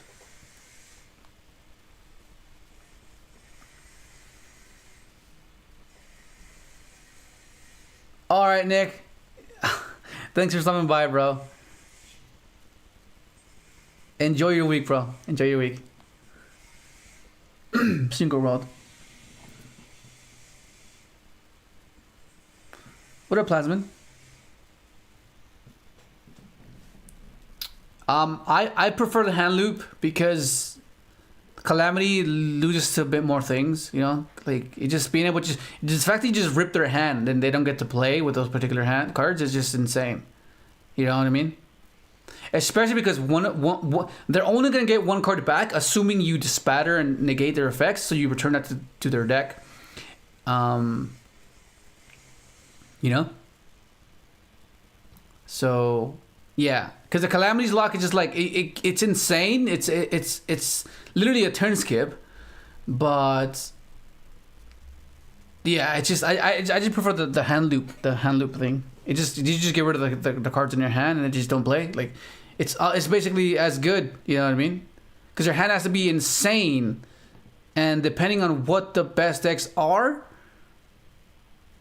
we'll get a better idea of, okay, this deck cannot function on 3 cards against 3 interactions. Like, they just can't. And at that point, if that's the case, if that's the conclusion of the whole format where they can't function off 3 cards, then Calamities isn't necessarily necessary, you know?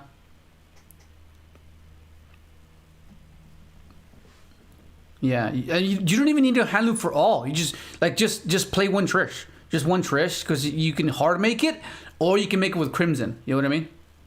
And that's basically the whole reason you're playing Crimson, is to get easy access to whether it be any of your level 8 dragons, whether you synchro a Crystal Wing, whether you synchro your Trish, you know what I mean? Or you synchro your SD, because you can make SD, which is pretty insane. What up, Tevi?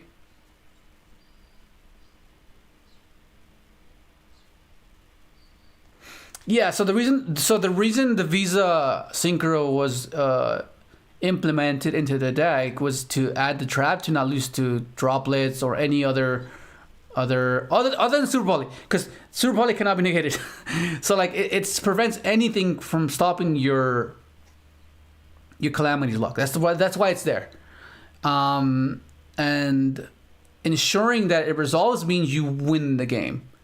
But it's another situation where I was talking before, where if you draw that card, which is not meant to be likely, but it often happens where you draw that one of, like the brick, the horse that we always hate. Excuse me. What does that brick do for you, right? Because it does nothing if this is not fulfilled. If you don't fulfill this, that brick it's just in your hand. But if it does get fulfilled, then odds are you could have won any other way anyway. You know what I mean? Except that one gives you protection from anything, because it's a spell speed 3, meaning they can't negate it, so that you're gonna resolve it. You know, that's the only yeah, or contact fusion. But if the moment they set. But you wouldn't let it get to that point. The moment they pass priority and draw phase, you just automatically do it.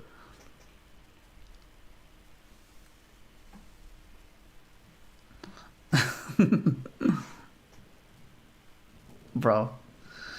Okay, so we did this, and now we're here.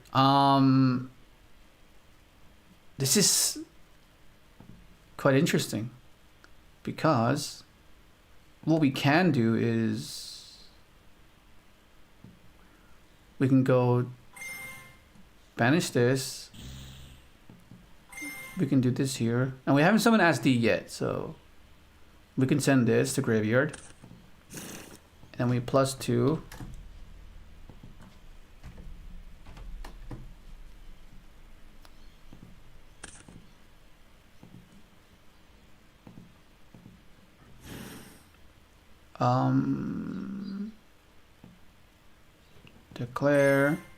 Declare.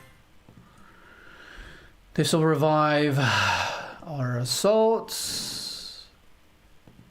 Draw 1.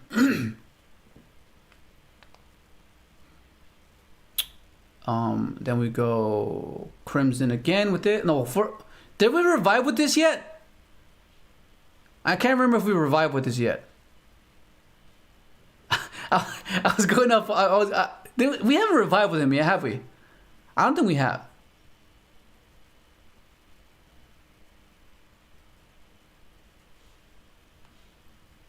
Can any of you know if I used that effect yet? I went up on a rant of insightful knowledge. I hope. Right. Yeah. Okay. Yeah. I brought back Trail. Okay. Yeah. That makes sense. Yeah. Okay.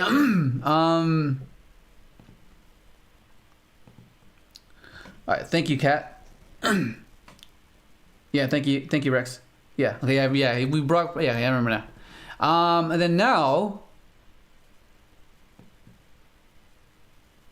what? We can make another Crimson, but we can't make another 12. That's the issue here, because we could make Crimson here. Crimson here. We can make it a Crystal Wing here. Yeah, this is where Synchro World will come up here. Cause Synchro World will then revive the Excel like you saw in Exodia's build, in Exodia's video. And then this will send, no, but even then we're out of assaults, of revs. Okay, so see, this is what I was referring to. The reason you would play 3 of each copy is to utilize Excel's level modulating effect, and that I'm assuming that's the conclusion Exodia came down to. It was, I mean, I came down to the conclusion as well, but I wasn't playing Synchro World, so that's why I chose not to play 3 copies of it. But in this case, that's why he played that way, played that particular card, and the ratios of them are at 3, because. Right here, if we had Synchro World, we'd be able to revive this. We'd be able to revive this guy here.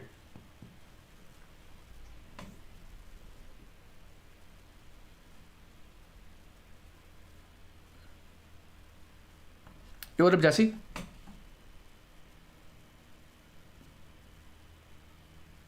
You think Crimson will get banned before Calamity? Well, to be fair, Jack's structure deck is gonna come out pretty soon. Well, not pretty soon, but like it's gonna come out. What is it? When does Jack's deck come out?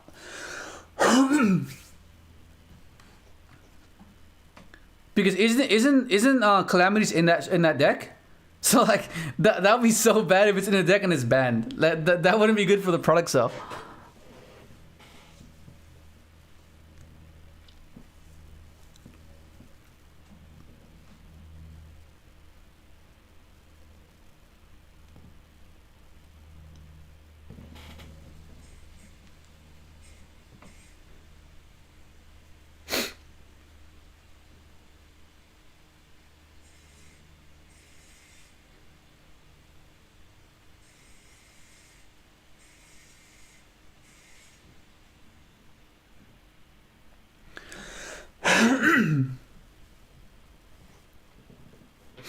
Oh no, but you can't view it in a vacuum though, because you have to consider all the other decks, right?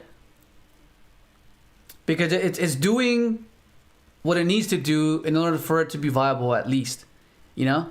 Otherwise, you just wouldn't play it to begin with, and it wouldn't be created at all. Yeah, it could only summon dragon synchros. Just keep it in mind. You target any level 7 or higher synchro, and you summon a dragon synchro from your extra deck. So it's restricted. It's restrictive in that regard.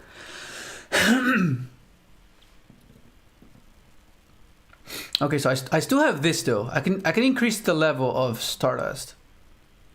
That'll be a 9. I can make it a 10. But what does that do though? Like that does nothing. Because I already have both my 10s here.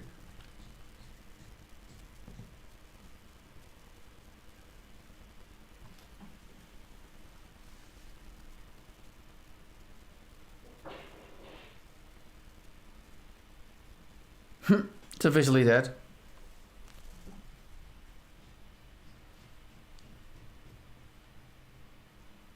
Wait, so I'm confused.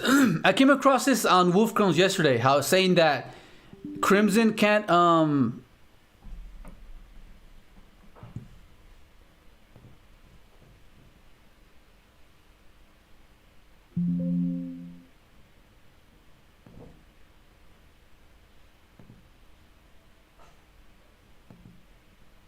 That's so weird. Hang on, bear with me real quick. Yeah, so someone said that you can't Crimson into the Quasar. I was like, what? How could it not?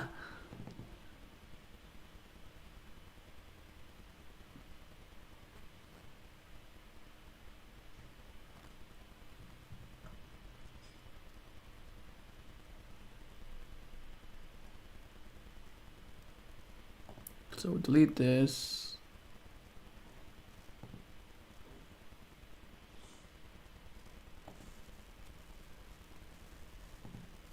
Just bear with me, we're just deleting some things.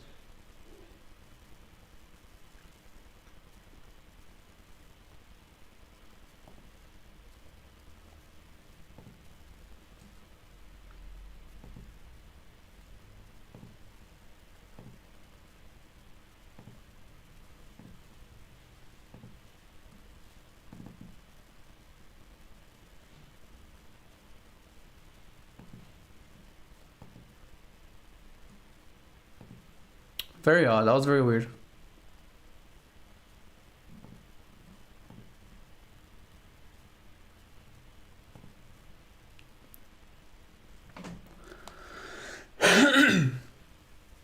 What up, Kian? Yeah, no, yeah, but what I wanted to do is get access to the Calamity. That's the point of the sequence. Like, of course, we can simplify it and not go for the Calamity's lock. But I want to see if we can do it this way, where we can get, prioritize TG Hyper Librarian and then make this as well.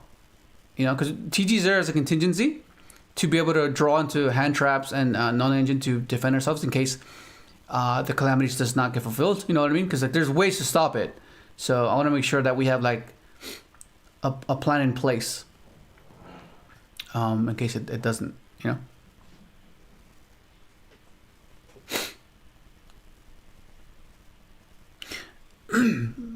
No, but doesn't this like bypass the, because it's special summon, not synchro summon, right?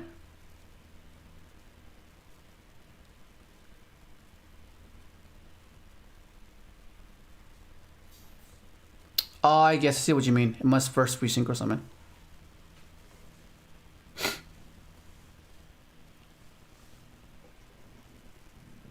Yes, I'm saying it counts as a synchro summon, which is why I'm confused. Like it counts as a synchro summon, so why wouldn't you be able to? You know what I mean? That's where it's losing me. I'm getting confused. Yeah, I mean we can finish off the sequence quite easily here. We can go. Yeah, but yeah, this doesn't lead us to the Crimson, to the Calamity's lock. Because we already used this. We have Jet still. Jet, reduce Skull Crystal Wing here, but then this is just there redundant, like it's just not doing anything. You know what I mean? This is just there. I can make a 10. But it doesn't matter.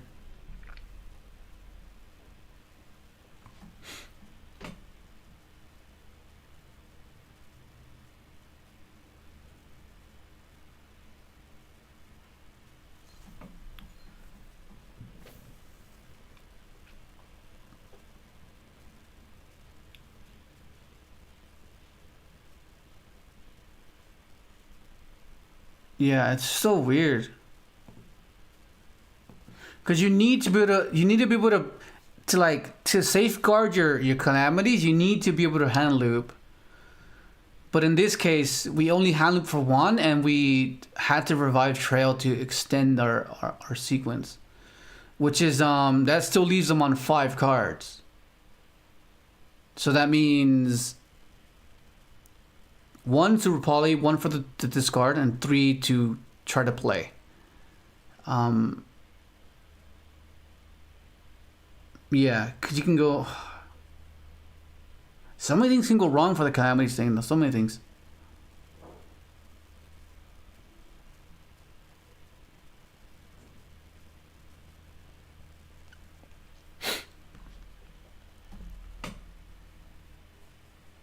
No, remember, we already tributed for Stardust.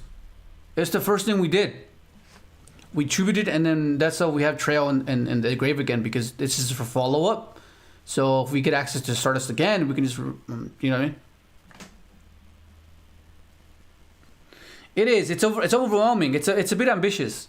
It's a bit too ambitious. Like it's like at that point you've already won. Like if Speeder resolves, you most likely won. So it's like but it's more for theatrics.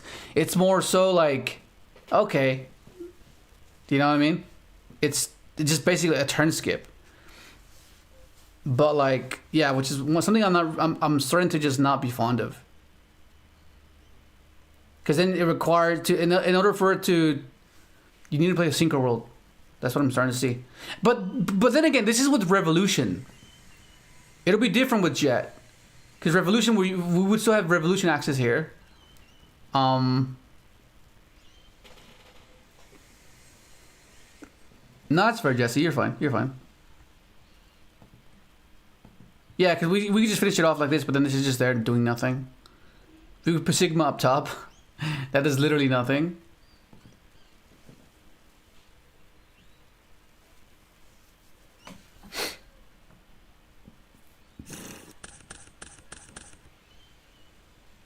So crazy, bro. Let me start again. And just keep the music real quick.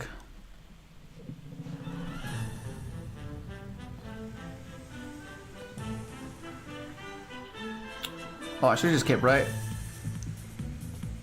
Yo, Graveshot! Thanks, bro. Appreciate it. Thank you. You should have gifted. You should have gifted memberships with that, bro. But thank you, though. Appreciate it. Thank you. Okay, so let's go for Reb.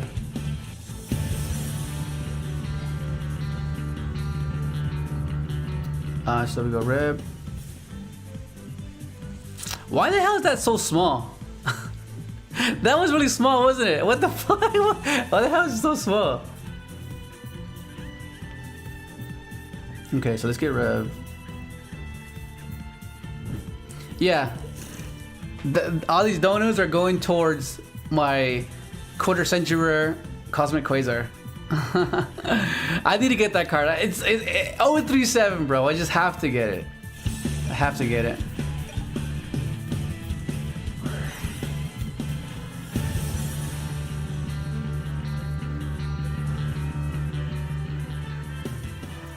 Bro, let's go, Graveshaw. Who did you give him to? Who did you give him to? It better not have been Raph, bro. It better not have been Raph. What up, Robbie? What up, NBA Ember? Ray?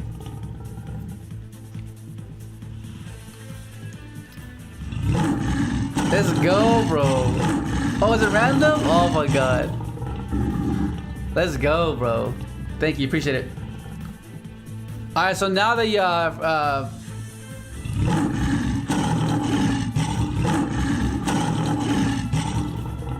let's go.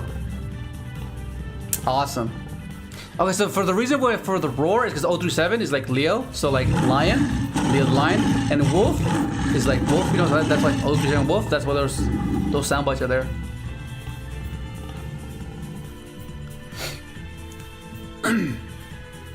Yeah, this is a very cookie cutter list. It's a very cookie cutter list. Oh damn! So many roars, bro. So many roars. Where's okay.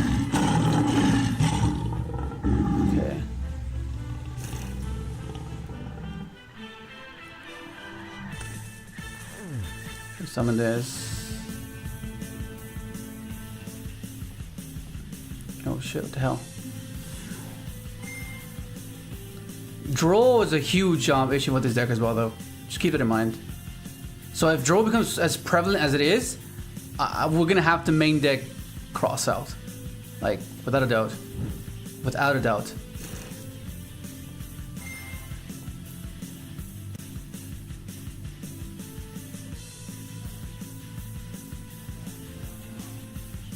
Yo, what about Edgar? Where's the Griffin?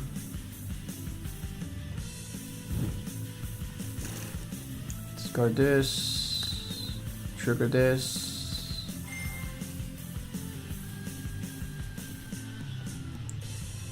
So this is standard, right? This is standard.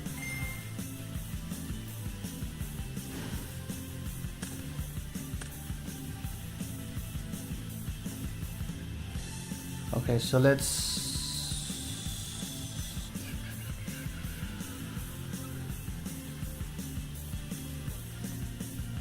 put him up top this time. No tuning watch. Oh, that's the spell. It's fine. I like how it doesn't get banished. I really like how it doesn't get banished. That's the coolest thing. Speeder here. Let's rev it up! Summon Speeder!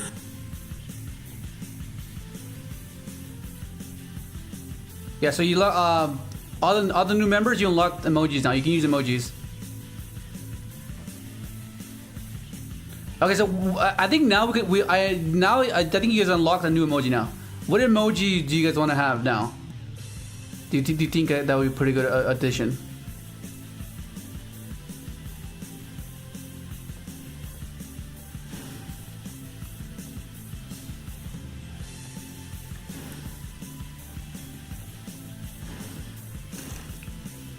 This,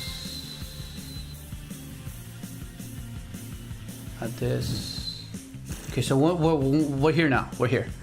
So now it's a matter of, do we prioritize the trail summon?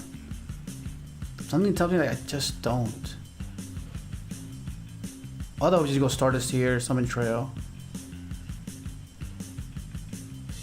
It's all the same though. The difference factor is the Synchro world. It just keeps leading me to that. But I wanted to see if I can do it without that. I have to give up something though. But I don't want to give up TG. I want to be able to draw still. Does that mean I get to give up the hand loop? But then that's the whole point. I want to loop to hopefully get rid of the super poly, get rid of that droplets, get rid of, you know what I mean? Stardust emote. The pollito, bro. The pollito's the funniest one.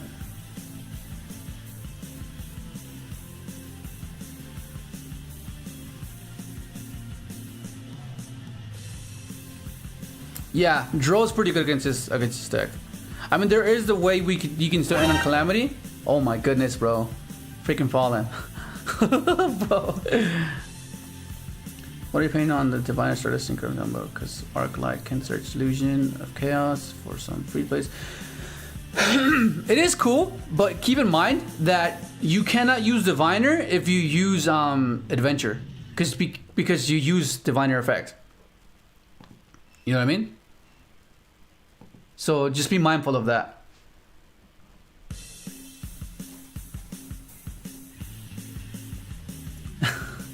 Poito's funny, bro. For those of you that don't know, it's from the Despicable Me movie.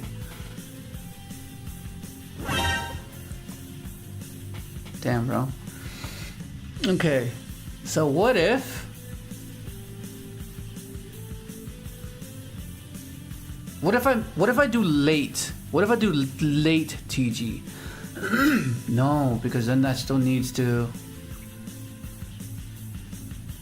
crimson.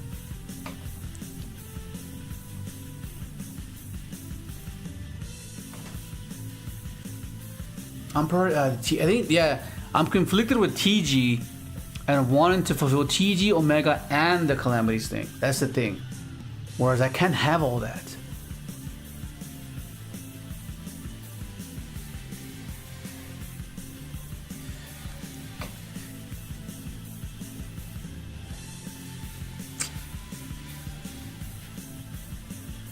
What if I go Omega early,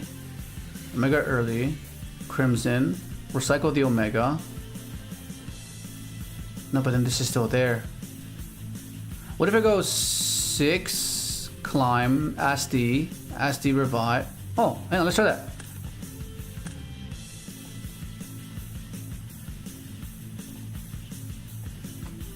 Stardust Charge Warrior! Stardust Charge Warrior's effect activates! Nice, Jesse, bro. Nice. Welcome to Clear Mind, mate. So you unlock the emojis? Emojis. Okay, and then now we go this. This is what we're not prioritizing TG here.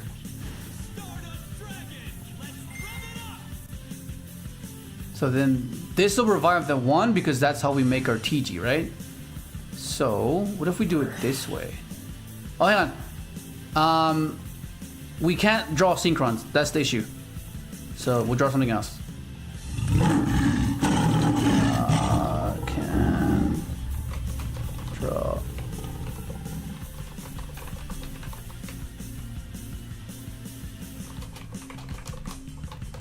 Just making notes, just so I can recall why I did certain things. Then this will summon back. Trail, right? So then here,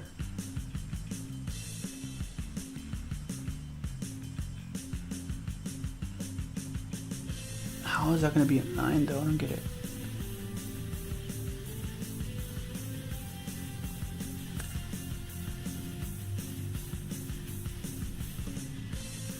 Graveshell, bro. Where is it?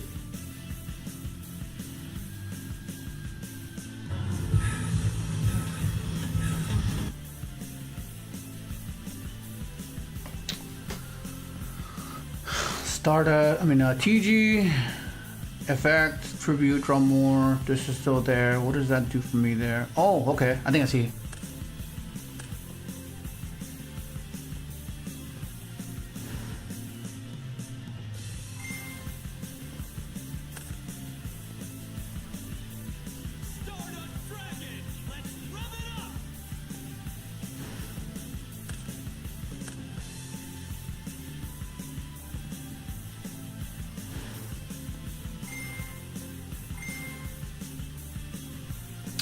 I don't think I do this yet, right?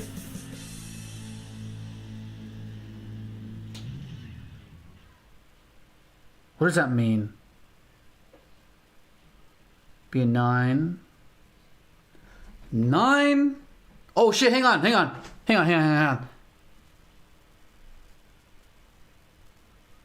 Revive, increase 9. No. No, wait. No.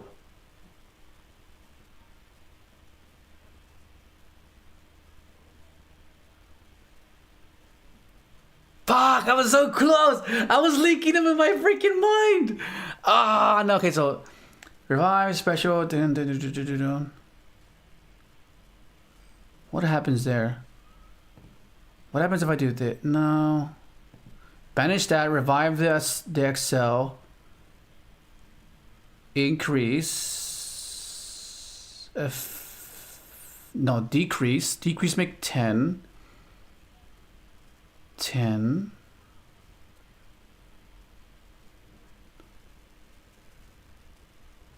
Yeah. Oh shit. Okay. Okay. Okay. Yeah. Yeah.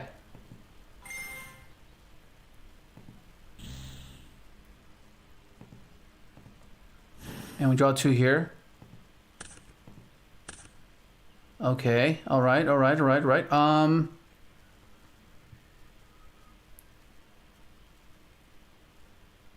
Wait, is that right? I'm right, right? That should be right, right?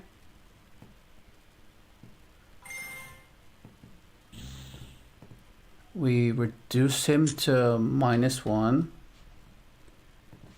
-1. Right? And then this is the spatter. Like a savage. Draw. Oh, we don't draw. Okay, we don't want to draw Synchrons here.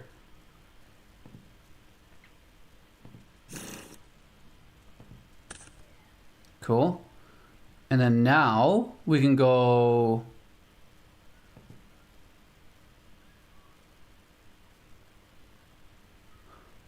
Okay, I think that. Oh, this is it. Yeah, this is it. Yeah, this is it. Yeah. Oh my goodness. Okay. Yeah. Yes. Yes. Oh. Okay. I just gotta finish up the sequence here.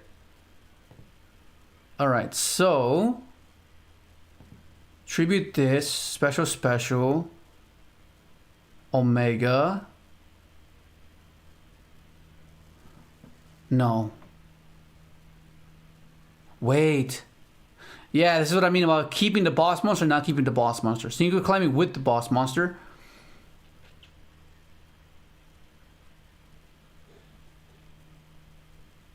It defeats the purpose of why we're doing this in the first place. The Sigma.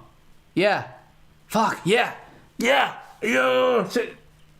Yeah, it defeats the purpose of why we're playing Sigma in the first place.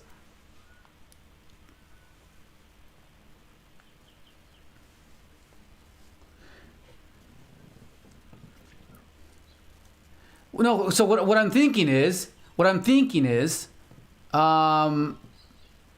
go effect revive this guy, right? And then we make Sigma up top. Right, we make Sigma up top.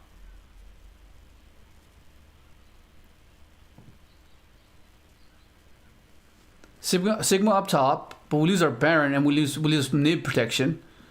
So that's not an issue unless we give up the TG here. We give up the TG. Summon. Pitch for Jet.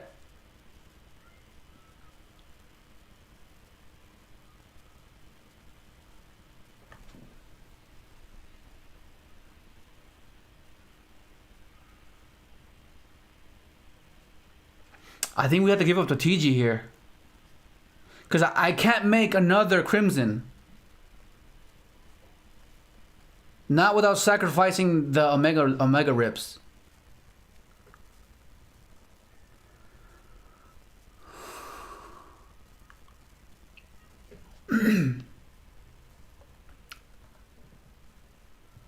Yeah.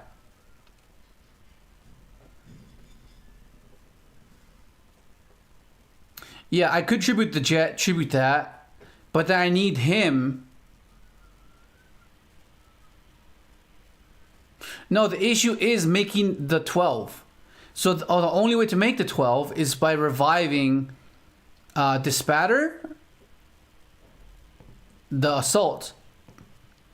Do you know what I mean?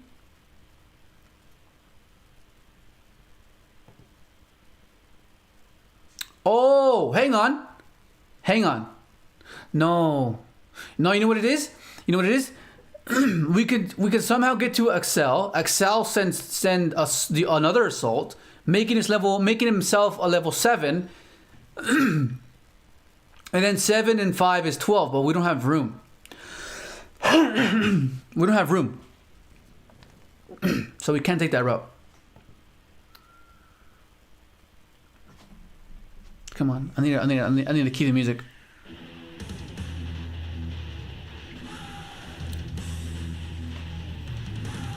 Should be a way. I'm just like. How could I be so blind? Should be a way. Make Omega, attribute that, just souls is random draw. Yeah.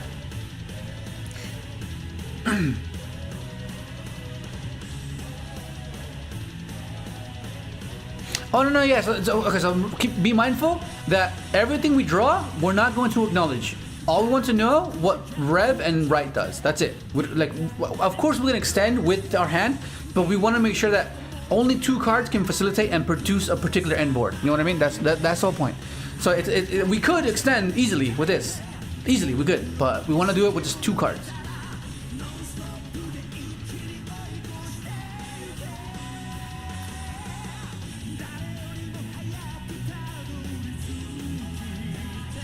What if?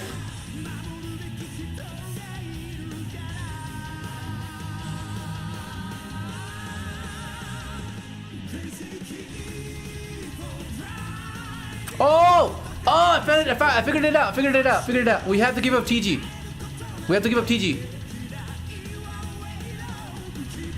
Yeah, okay. We have to give up TG here.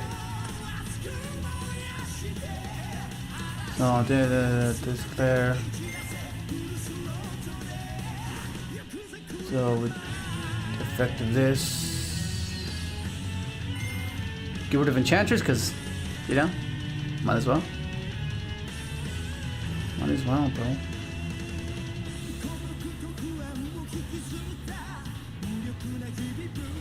Cause okay, so you can do it a few ways. That's the good thing about this one. So you can do it a few ways. You can go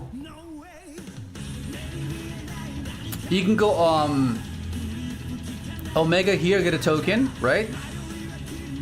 This will revive the 4th, and then you make your Sigma there.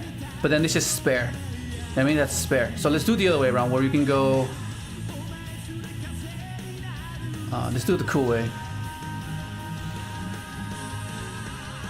The only issue with this route is that you miss out on a token. I mean, on the Omega, I think. And then you go effect of. Oh no, this is meant to be Jet Warrior. Hang on, bear with me. It's meant to be Jet Warrior. Like this. And then this is meant to be... Oh, this is Spanish, by the way. Spanish. And then we do the Excel line. Like this. And then this will send Assault.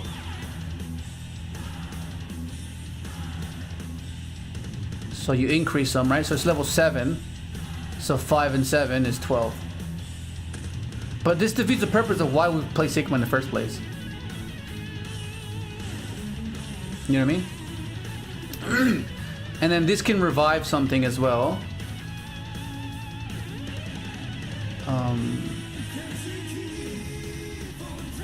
But nothing of value actually.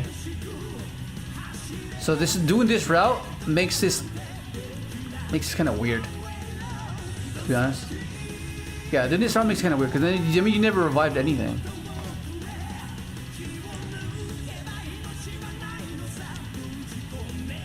Yeah, but if we had Synchro World, of course it would be infinitely easier. It'd be so much easier because we're missing that extra material. That one extra material, that's what we're missing. And that's what Synchro World provides. Okay, let me just save this one so I can recall it later.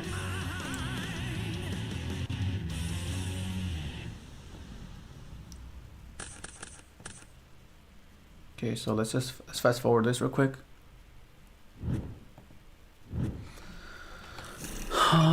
Rev and right.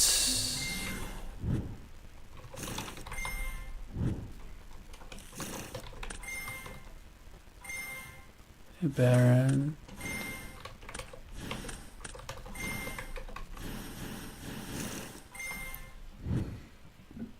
How much is that? Draw 4.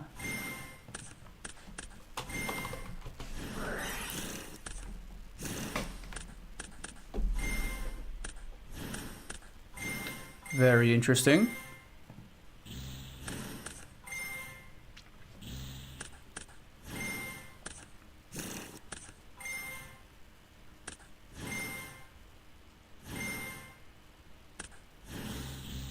Yeah, this spatter can only revive light and darks.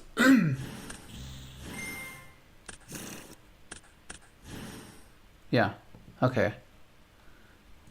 Yeah, so zone placement is quite important. Because if we were to put bearing on the bottom, what would that mean? What would go there instead? Because these are going to be just there anyways.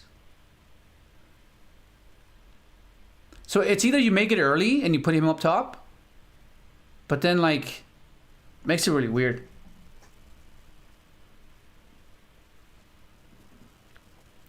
But like, what is reviving assault? Doesn't really do anything, you know? Like you have the lock, but like, you didn't even hand rip. That's the issue. That is the issue right there. We want to hand rip. We want to be able to hand rip and do this because that dude, you can potentially hit the super poly, and the droplets, or any board breaker, or like even Book of Eclipse, because Book of Eclipse might be used. I mean, it is being used now, but like if they chain Book of Eclipse turn player priority, you're cooked, especially if they pair it with droplet. You know, because like remember, calamities can miss timing. So it has to be the first thing you do. So Crimson has to be chainlink 1 in order for calamities to not miss timing. Otherwise, they go turn player priority, activate book, you negate with Baron, they chain droplets. You're cooked. Because you like, even if you do chain Crimson Dragon, you kind of can't because they'll just droplet you know? What up, Chaz?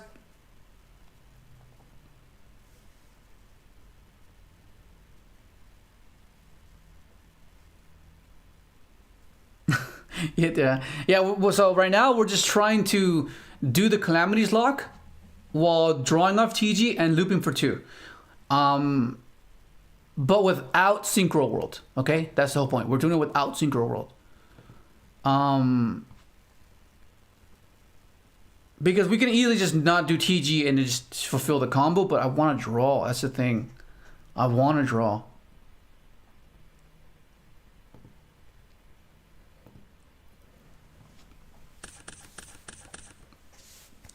Like Infernal did it in its time. What if we go all the way to hand loop the entire hand? Hold it, bro. What are you doing? It's just not it's not something I want to do. Like I don't want to fix the extra to just focus on that, because that means you have to take away a lot of the other ones, a lot of the other synchros.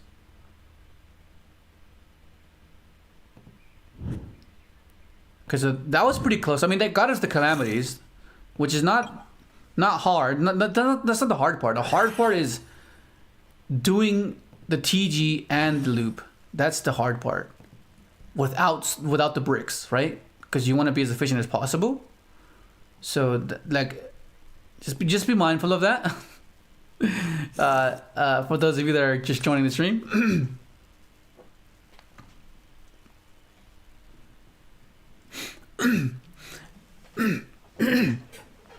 No. Okay, so here's the thing. You have to take your pick of what you want the extra deck to do, or what do you want the deck to do.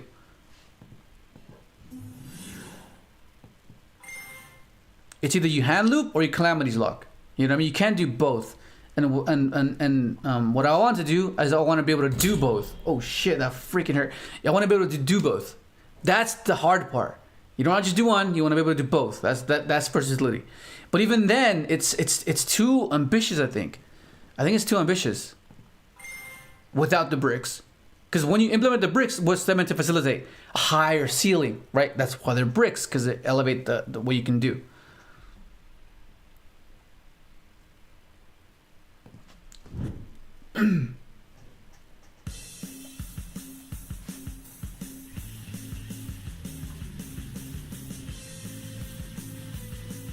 Yeah, Tengu would make it easier as well.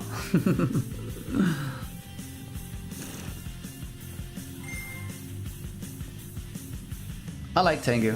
Going second, Tengu is pretty insane. Like that's what you should be. Whenever you try to explain Tengu to someone, it's not It's not there for you to enable you going first. It's there for you to enable you going second. That's why it's there.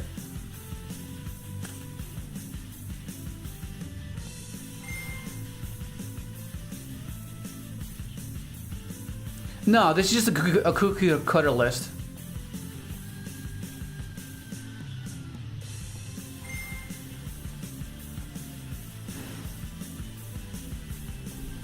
And we're utilizing Rev, because we were testing Jet the other day, and I just want to see what we can do with Rev.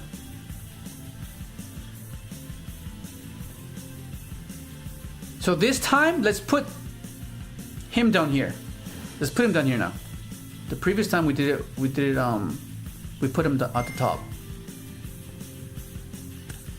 Oh, well, no, we can't mill that. We can't mill that.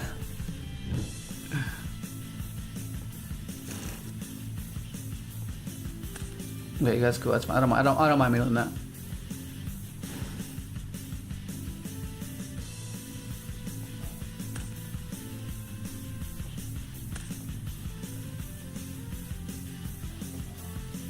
The thing is, what would you cut for Maiden, though? You know what I mean? Like, what would you cut for Maiden?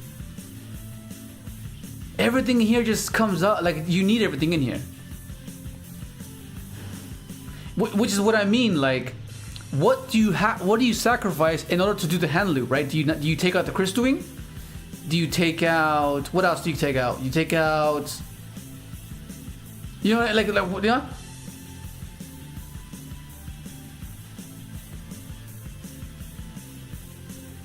Yeah, you don't need Calamity. That's the cool thing about this deck. You don't need Calamity.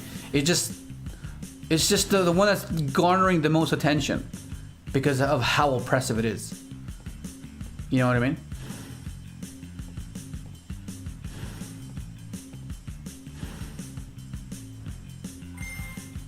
Where's the illumination that I should have milled, but I chose not to mill it. So I think we do, because doing early TG makes it really awkward for us. So I think we'll do the same thing. We'll climb. We'll climb here, because this gets us assault to the graveyard. Stardust Charge Warrior! Stardust Charge Warrior's effect activates.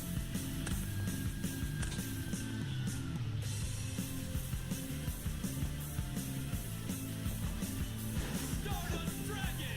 Let's rev it up! Am I lagging?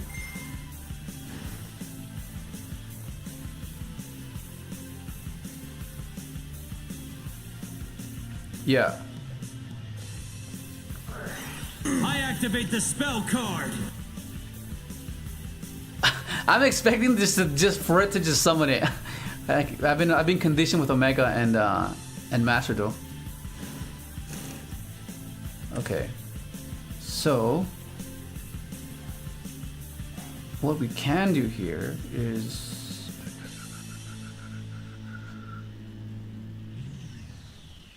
effective this 10 spatter. We already did TG here, and we already did that. Previous game, the previous test. Hat Tricker. Hat Tricker. Speeder Nat Beast. Yeah, you could do that.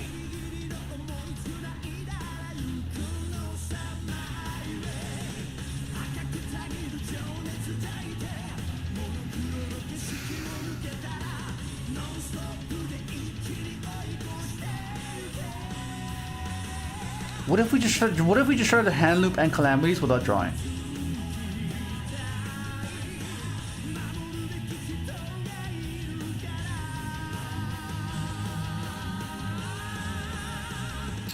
Be 9, 12. That can be 12 up top. What if we do that? What if we do that? What do we... Let's try that.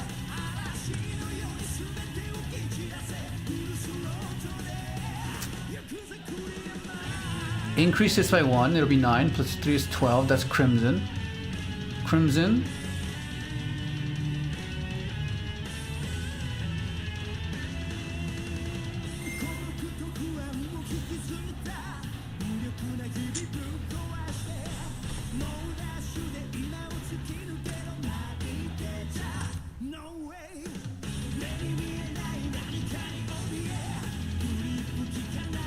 But where do I put Crimson now? Put him up top.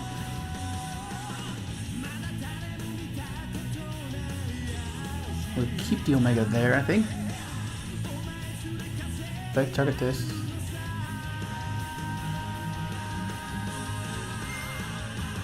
Banish.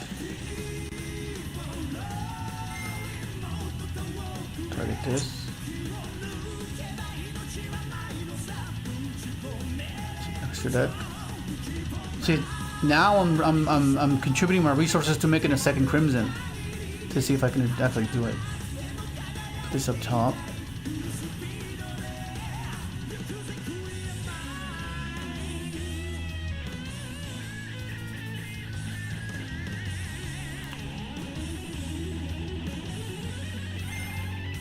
Can revive that now or not?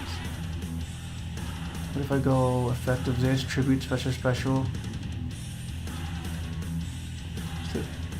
Let's do that. Tribute this. Summon. We hard lose to Bisto here though. Well, not really. Well, Bisto and a hand trap. Nibiru was pretty brutal. Try this.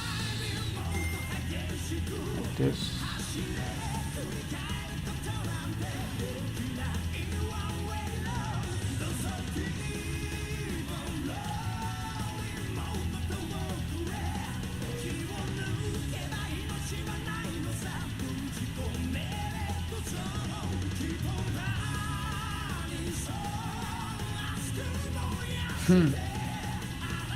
Then now we can do the play what we did with Jet Warrior. Jet Warrior token increase, make it 12 there, and then this revives something.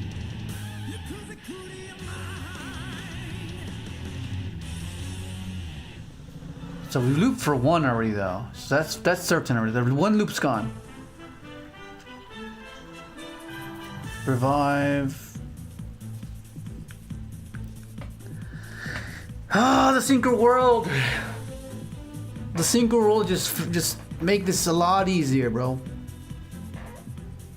The Synchro world will make it a lot easier. It's that missing tuner.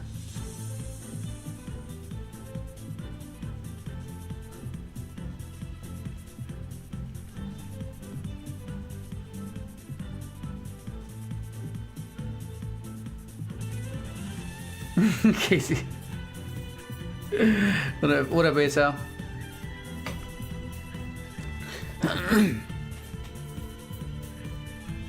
Synchro as the new memory.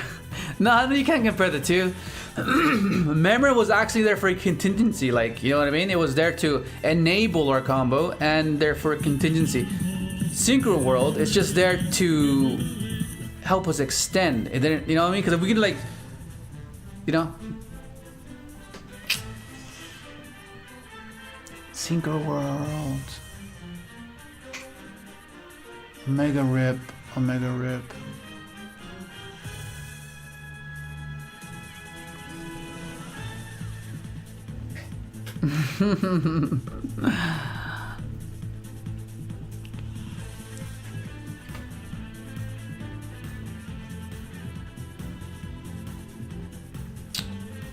Excel.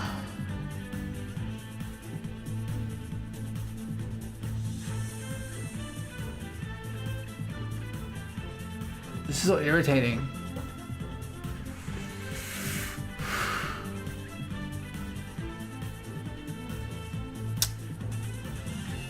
The times I wish I played Formula as well. Formula was pretty cool. Wait. I still have this.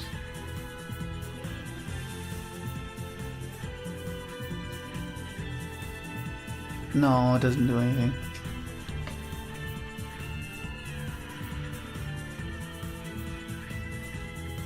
No, so Jorge, we're just trying the revolution and right combo. Because be mindful that the jet route is very different in the sense of you still have access to revolution mill effect, whereas this one you need revolution to make your speeder. You know what I mean? Whereas instead of an extender, it's a combo starter to make your speeder. So that's the difference. So I want to see what is possible though, because there is gonna be times where we do draw rev and right, and I want to make sure, and I want to be certain of what we can produce, because a lot of the times when someone plays a deck for the first time, they have a general idea of what the deck does, but they don't really look into what can this actually produce. You know what I mean? And that can lead to an overwhelming experience and playing suboptimally, right? Because if you don't know the set combos, how would you officially do them in a tournament? You know, so like that's something I want to get done.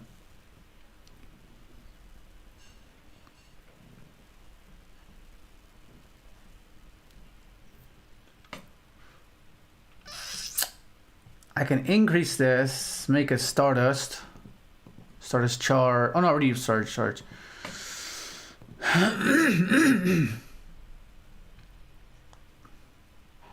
I mean, to be fair, since we do play Herald, this could be an access to illusion, but that means you have to play illusion. You know what I mean? So that's acknowledging another. So that at that point, illusion becomes part of the engine, meaning you have to play it in order to fulfill this combo. Whereas if you don't, that's just implementing another variance card, which is not as bad as Synchro World, but you know what I mean. It's requiring you to search something, which is not the worst idea, but like.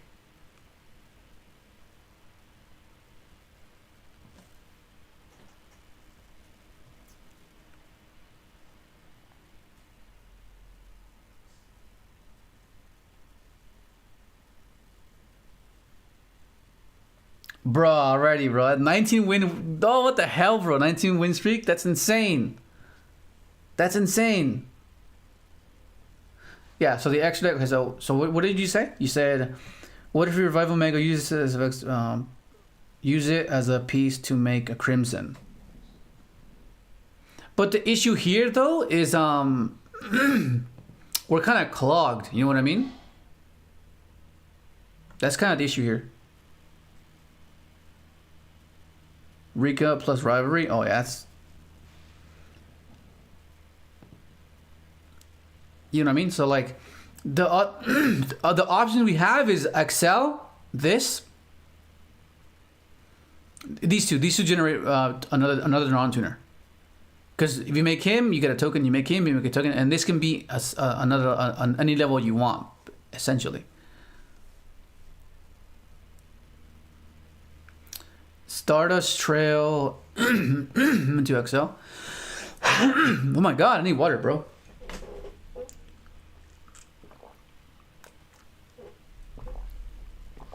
Okay, let's do that. Oh, what the hell? Oh, I'm overdoing it here. Banish. This goes to grave. We'll put Excel up top, yeah? You want Excel up top? I'm assuming that's what you want.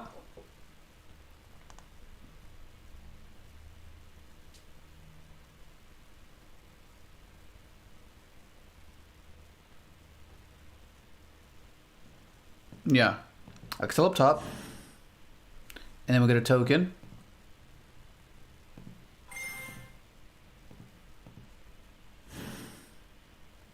Oh shit, time went by fast. Holy fuck. It's already 12, what the hell? Okay, so now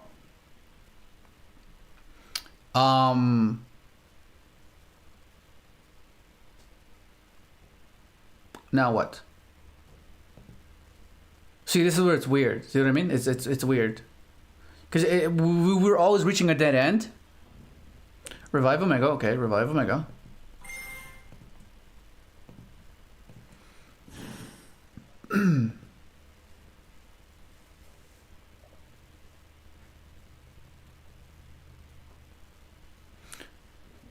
The issue is making 2 12s. That's the issue here.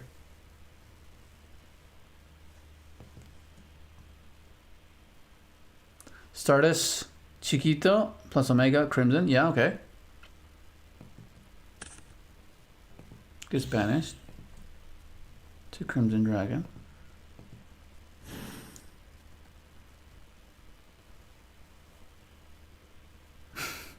Yeah, this is the dead end I was talking about.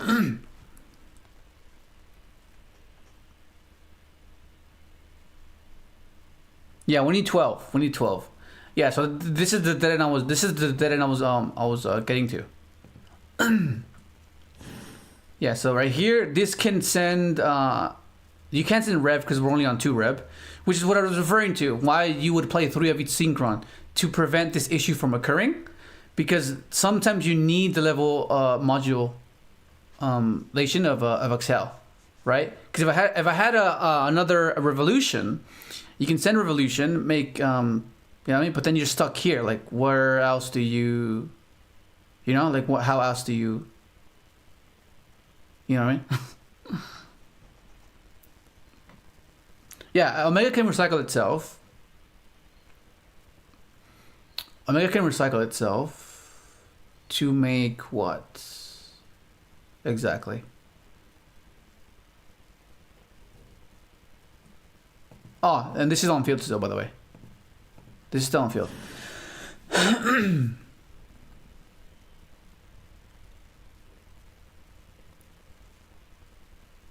Because you can make Omega again with this. Like, you could make Crimson here, send Assault, make an 8 there. So you have Crimson and you have Mega back again, rip a card.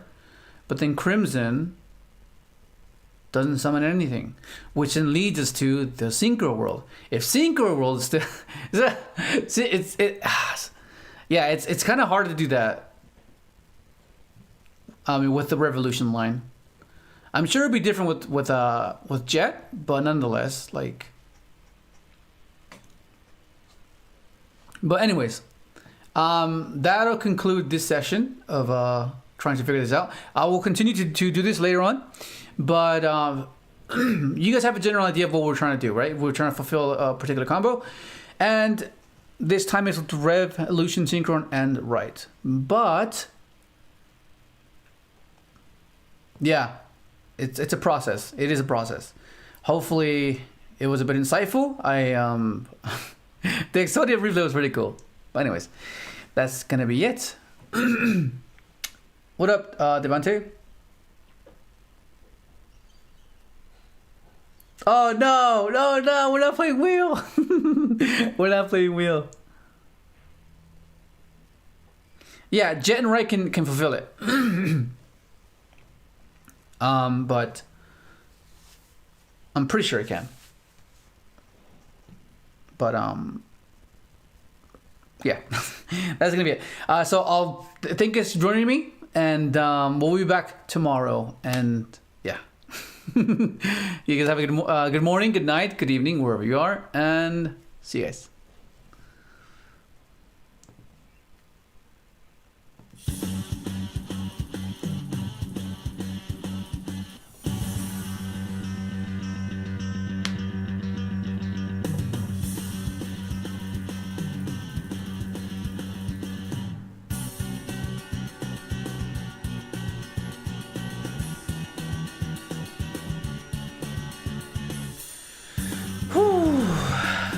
Good night, guys.